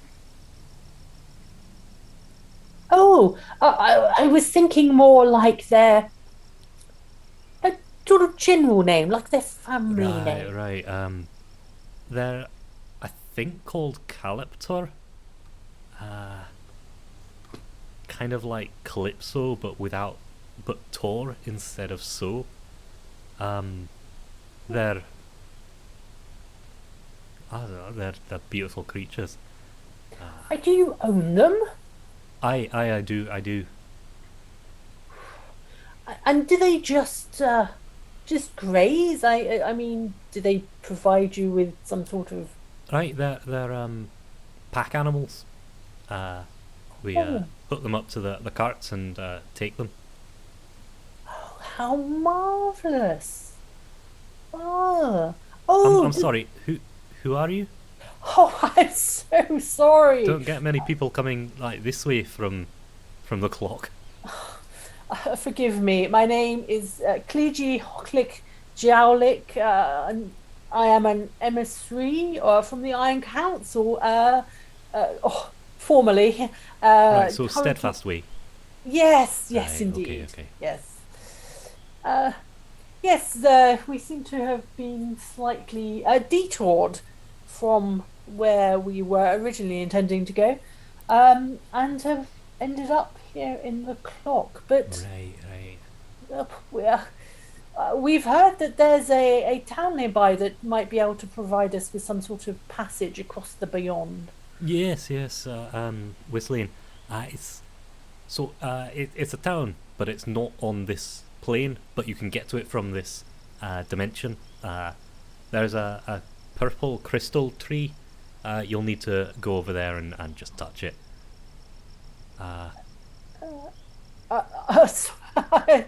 I'm sorry. I must be tired. Sorry, you said it's not on the plane, but we're on a plane, No, but not on this plane. so it's a different dimension, I think. I'm sorry, I'm not the person to talk to about this. Oh, I just know how to get in and out, but I'm not in there, of course. I'm out here with these beautiful things. And then gets distracted, like picking out a bit from the mechanical inner workings of the head of Thanik, the one he called Thanik. Purple crystal. Is this a Oh, you're reasonably still common here. thing? Sorry, yeah. We'll be off very soon. Right. The purple crystal tree. Touch the purple crystal tree. Get to Whistling. Correct. Touch the purple crystal tree, get to Whistling. And Ed, is that something that we have heard of? Is that quite a common thing, moving between dimensions? Not common thing. It's not common, but it's not unheard of. Okay. All right. You've definitely done it in one of the session zeros. Oh, true. Yeah. Okay. So it's not like. Although whether But or what- not we understood that's what we did is completely. That's a good Yeah, point. true. doesn't matter. I'm not sure we did it intentionally either. To be That's fair. true. Okay, so it's not like a completely what the hell is this kind of thing. It's it's one of these. Yeah. Okay. I'm just going to inspect Thanik before we go, Yeah. and I'll just say, He's keeping a very close eye on you as you do. And there's like you can feel the eyes in the back of your head. oh no, I'll come up to. Did we get his name? No, you No, didn't. not yet. Okay. Well, I'll just go up to him and actually, because he's with Thanik at the moment, I'll just be like, Did you build this? Well, build is I helped. replaced over time. You know, Wonderful work. thank you. It's impressive. I don't know, it's just Thanik. Well, I'm sure you appreciate all the hard work that Thanik puts in. It's because of this wonderful mechanical engineering that you've met. The cybernetics is out. It's incredible. I'm very Honestly, impressed. They kind of. I'm not sure how I knew how to do it, I'll be honest. They Hmm. just kind of helped me do it. I don't understand it, I'll be honest. I'm just I'm an animal man. I don't know how I can do this. Can't really do it with anything else, to be honest. Okay. Does the singing maybe help? Because the singing's very nice. I could only guess. Okay. So, you said you use them as like pack animals. Aye. What do you transport with them usually? And I'm so sorry, I didn't catch your name. I'm Rhodes. I'm in the employ of some traders family, Merrianoak family. I'm sorry, I can't really do business. That's not my job. I'm just here to, well, look after these. Oh no, I'm sorry. I wasn't. I was just interested because I mean, do they do short distances? Do they do long distances? How much can they carry? I start asking lots of pack animal related questions. Yeah, and he will very much open up to this. Now you're talking about the animals. He will start kind of not quite waxing lyrical because he's fairly softly spoken and kind of fewer words, but he will talk about like their power, their strength. They are indeed very strong, and they've got great stamina as well. And Panic here, ever since we've ended up with a full thing, has been quite good at leading us to some odd places, useful odd places, but odd places nonetheless. Oh, how do you think he manages that? I mean, birds know how to fly in the right way when the winter comes, so I can only assume it's some analogue of that. Well, maybe digital of that, but I don't know. Do they touch the purple crystal tree and go to Whistling with you? There's not much in there for them. Okay. So they no. stay here. Yeah, stay out here with me, and I look after them and the caravans, the stuff they didn't take inside. Oh, wonderful. So you said you worked for the trader family. Do you think they would be able to provide us with passage across the beyond? I couldn't say. They've had people come and go part of the way, but I don't know the deals, I'm afraid. Oh, You no, have to that's speak fine. with You call them the Merinoaks? Merrianoak. Merrianoak, sorry. Oh, well, honestly, it's been a pleasure to meet you and your wonderful, wonderful creatures. Right? Yeah. I sort of hope to meet you all again very soon. We'll be out here. Okay, I will start walking towards the purple crystal tree, eager to get out of a field. Absolutely. It's making this strange noise, like a much more discordant noise than the music that these Calyptor were making. And Nimchek is honestly a little nervous, you can tell, out of the corner of your eye, just looking at this twisting... It's quite tall, this crystal tree, but it didn't appear until you got the right angle on it. Right. It was just suddenly there, and it had always been there in your vision. It didn't like pop in, it was like it was in your blind spot and then not in your blind spot. It's again, twisted purple crystal, quite jagged, actually. It looks kind of foreboding, really. Not the kind of thing you'd normally touch. It's definitely the kind of thing you'd think twice about and at least poke it with a stick first. Mizia absolutely just goes to touch it. Okay. Mazia's gone. When you say gone, Gone. Do you Just, mean like- in your blind spot. Gone. Can I get my little follower thing out? Yeah. And look at the glass, and can I sort of see her on the glass? She is inside the tree. I'm now a tree person. How is my ankle reacting to this? That's a good question. You're fine. Fine. weird. I wouldn't loiter Letty, maybe follow her in, although she's so headstrong. All right, I'll go in, and I touch the crystal. Gone.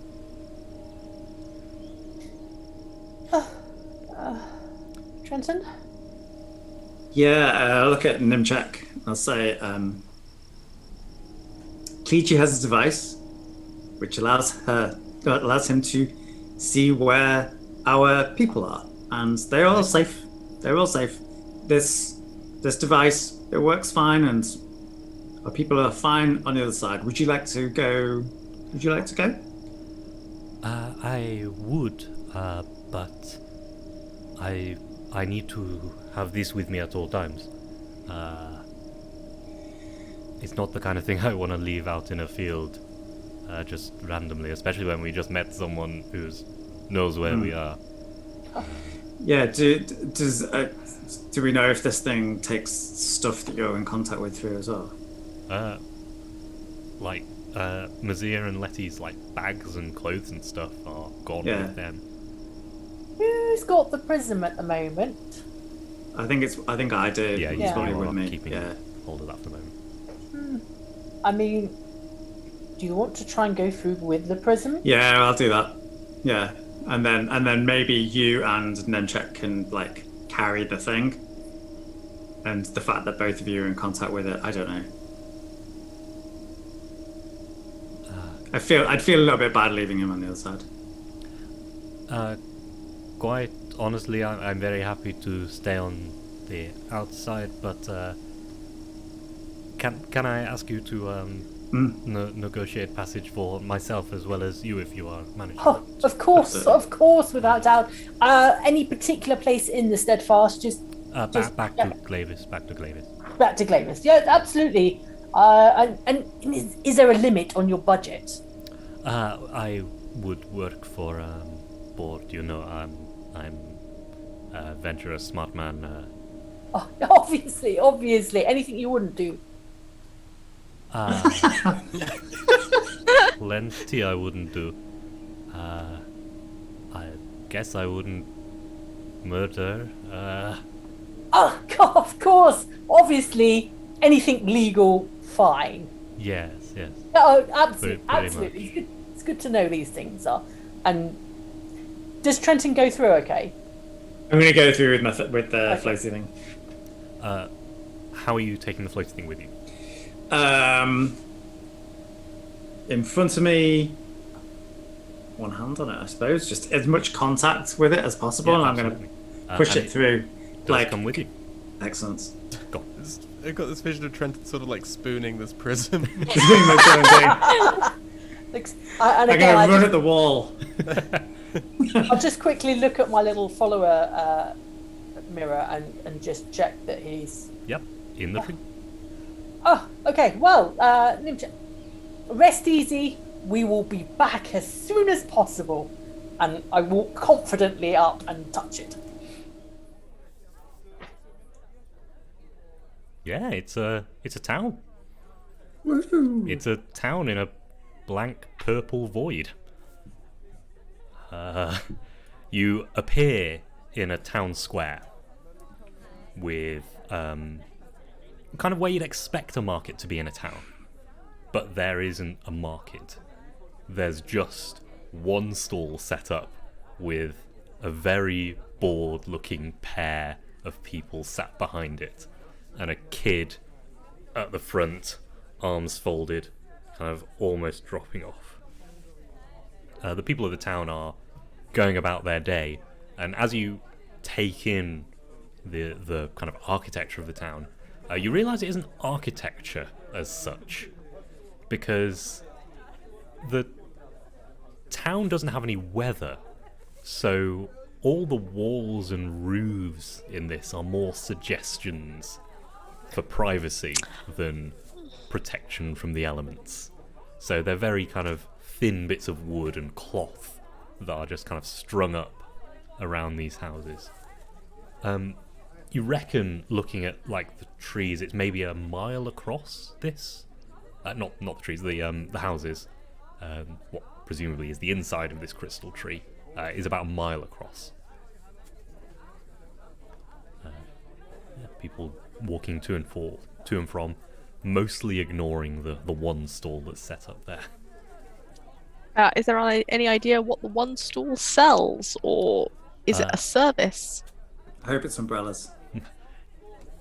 It has painted on the top, in quite beautiful writing, the Merrion Family Store.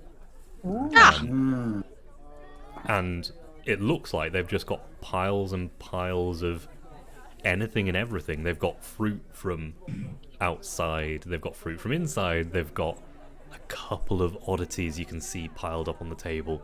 They've got some beautiful crystals, they've got some nice rocks, they've got a huge curved tree trunk that they've just kind of set behind their stall. Everything and anything. Dried fish hung up. Basically whatever they could get their hands on, it seems. What a curious place. Bizarre. Don't have too many concerns about security, all that stuff just out here. Well, why would they need security? I mean, you have to come through a purple crystal tree to get here. I can't think of anything more secure. That's true. But we're here now. But they are with the store. We're here now. They should have brought security. Indeed, they'll be even safer now we're here. Is there, I mean, other than the stall, like, what does it look like the rest of town is made up of? Is it just houses? Are there theatres? Is there drinking places? Or mostly houses, it looks like, but honestly there's no signs anywhere, and all of these buildings are these ramshackle put together things that just kind of indicate space, so it'll be kind of hard to tell. You do spot one place where a few people are coming like in and out of. Maybe that's kind of a gathering place, but yeah. Someone walks up to you as you're all stood in the centre, just kind of looking around. Says, "Is this your first time in Wislane?" Is it that obvious? Well, I mean, you haven't moved. It's been about a minute. Yeah. Interesting place you've got here. It works. You can get a drink, or you can, I don't know, buy something from them. We were actually looking to find passage down to the Steadfast. Yeah, no. Yeah, no? We were told the Merrion family might be able to help with that, maybe? Yeah, maybe. If they're allowed out, they can. Allowed out? Yeah, there's the tax. Tax? They're traders, so they have to pay a tax. What's the tax? Who sets the tax? I don't know. I mean, the mayor sets the tax, but I don't know what it is. oh, there's a mayor. Oh. Yeah. Oh wow! I would really love to see the mayor. Where does the mayor reside? Where might I find the mayor? She'll be in the pub. The pub. Oh, the drink. Yes, indeed. Unusual. Okay. I'm gonna. Thank you very much, sir. Thank you. Heads off. This place is down the very side weird. Well, yes. Obviously, I mean we're in a tree, but they have a pub and they have a mark, they have a stall, and they have accommodations. It's fine. We'll be fine.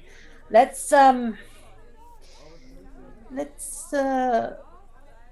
well, do we? I mean, I'd like to go and talk to the mayor, but I mean that does literally say Merrion family stall. So maybe we go talk to them first. Makes sense.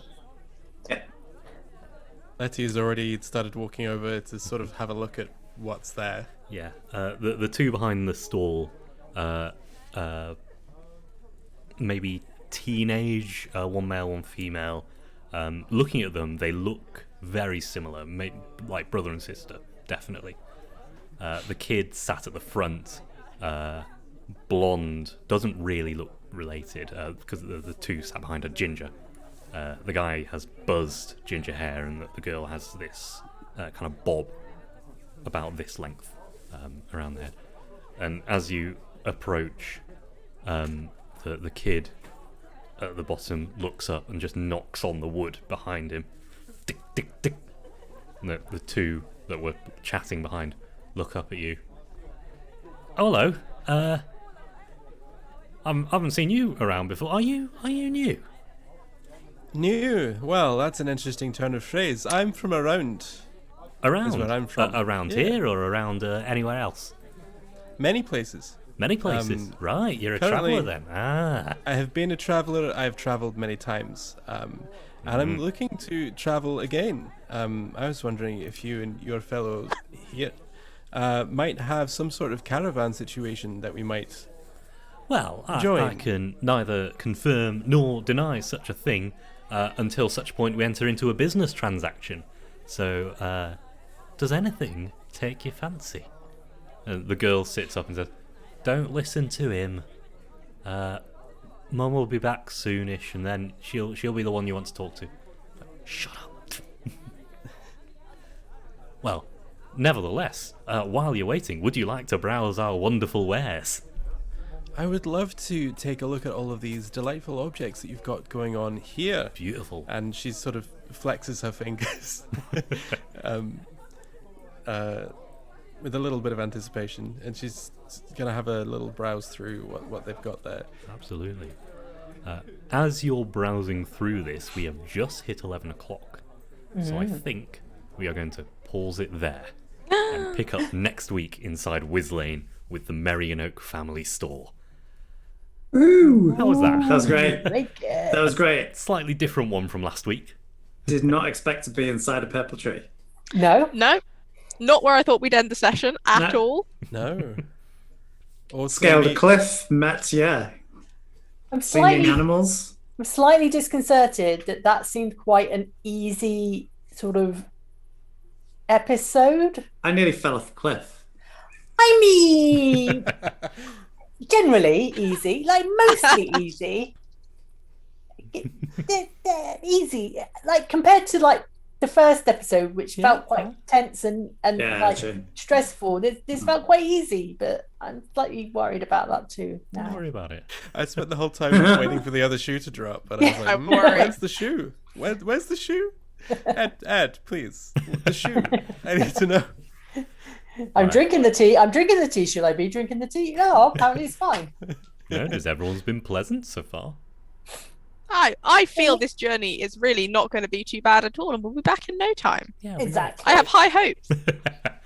I'll have this wrapped up in a couple of weeks. Yeah, I was quite mean last time, so I thought I'd be a little more pleasant this time, if a little cryptic at times. But, Great but characters. for meeting Nimchek, you get an experience point. Yay! For Yay! actually going and speaking to Rhodes, you get another experience point. Woohoo! And for getting into Whiz Lane, you get an experience point. Right. Nice. Oh, Nice. So that I think that concludes- means Yeah, I think What do you think? I'm just going to say I think that means that you need four advancements to get a Hero? upper tier, right? Indeed. I think we've achieved it. Oh, what are we doing tier 2?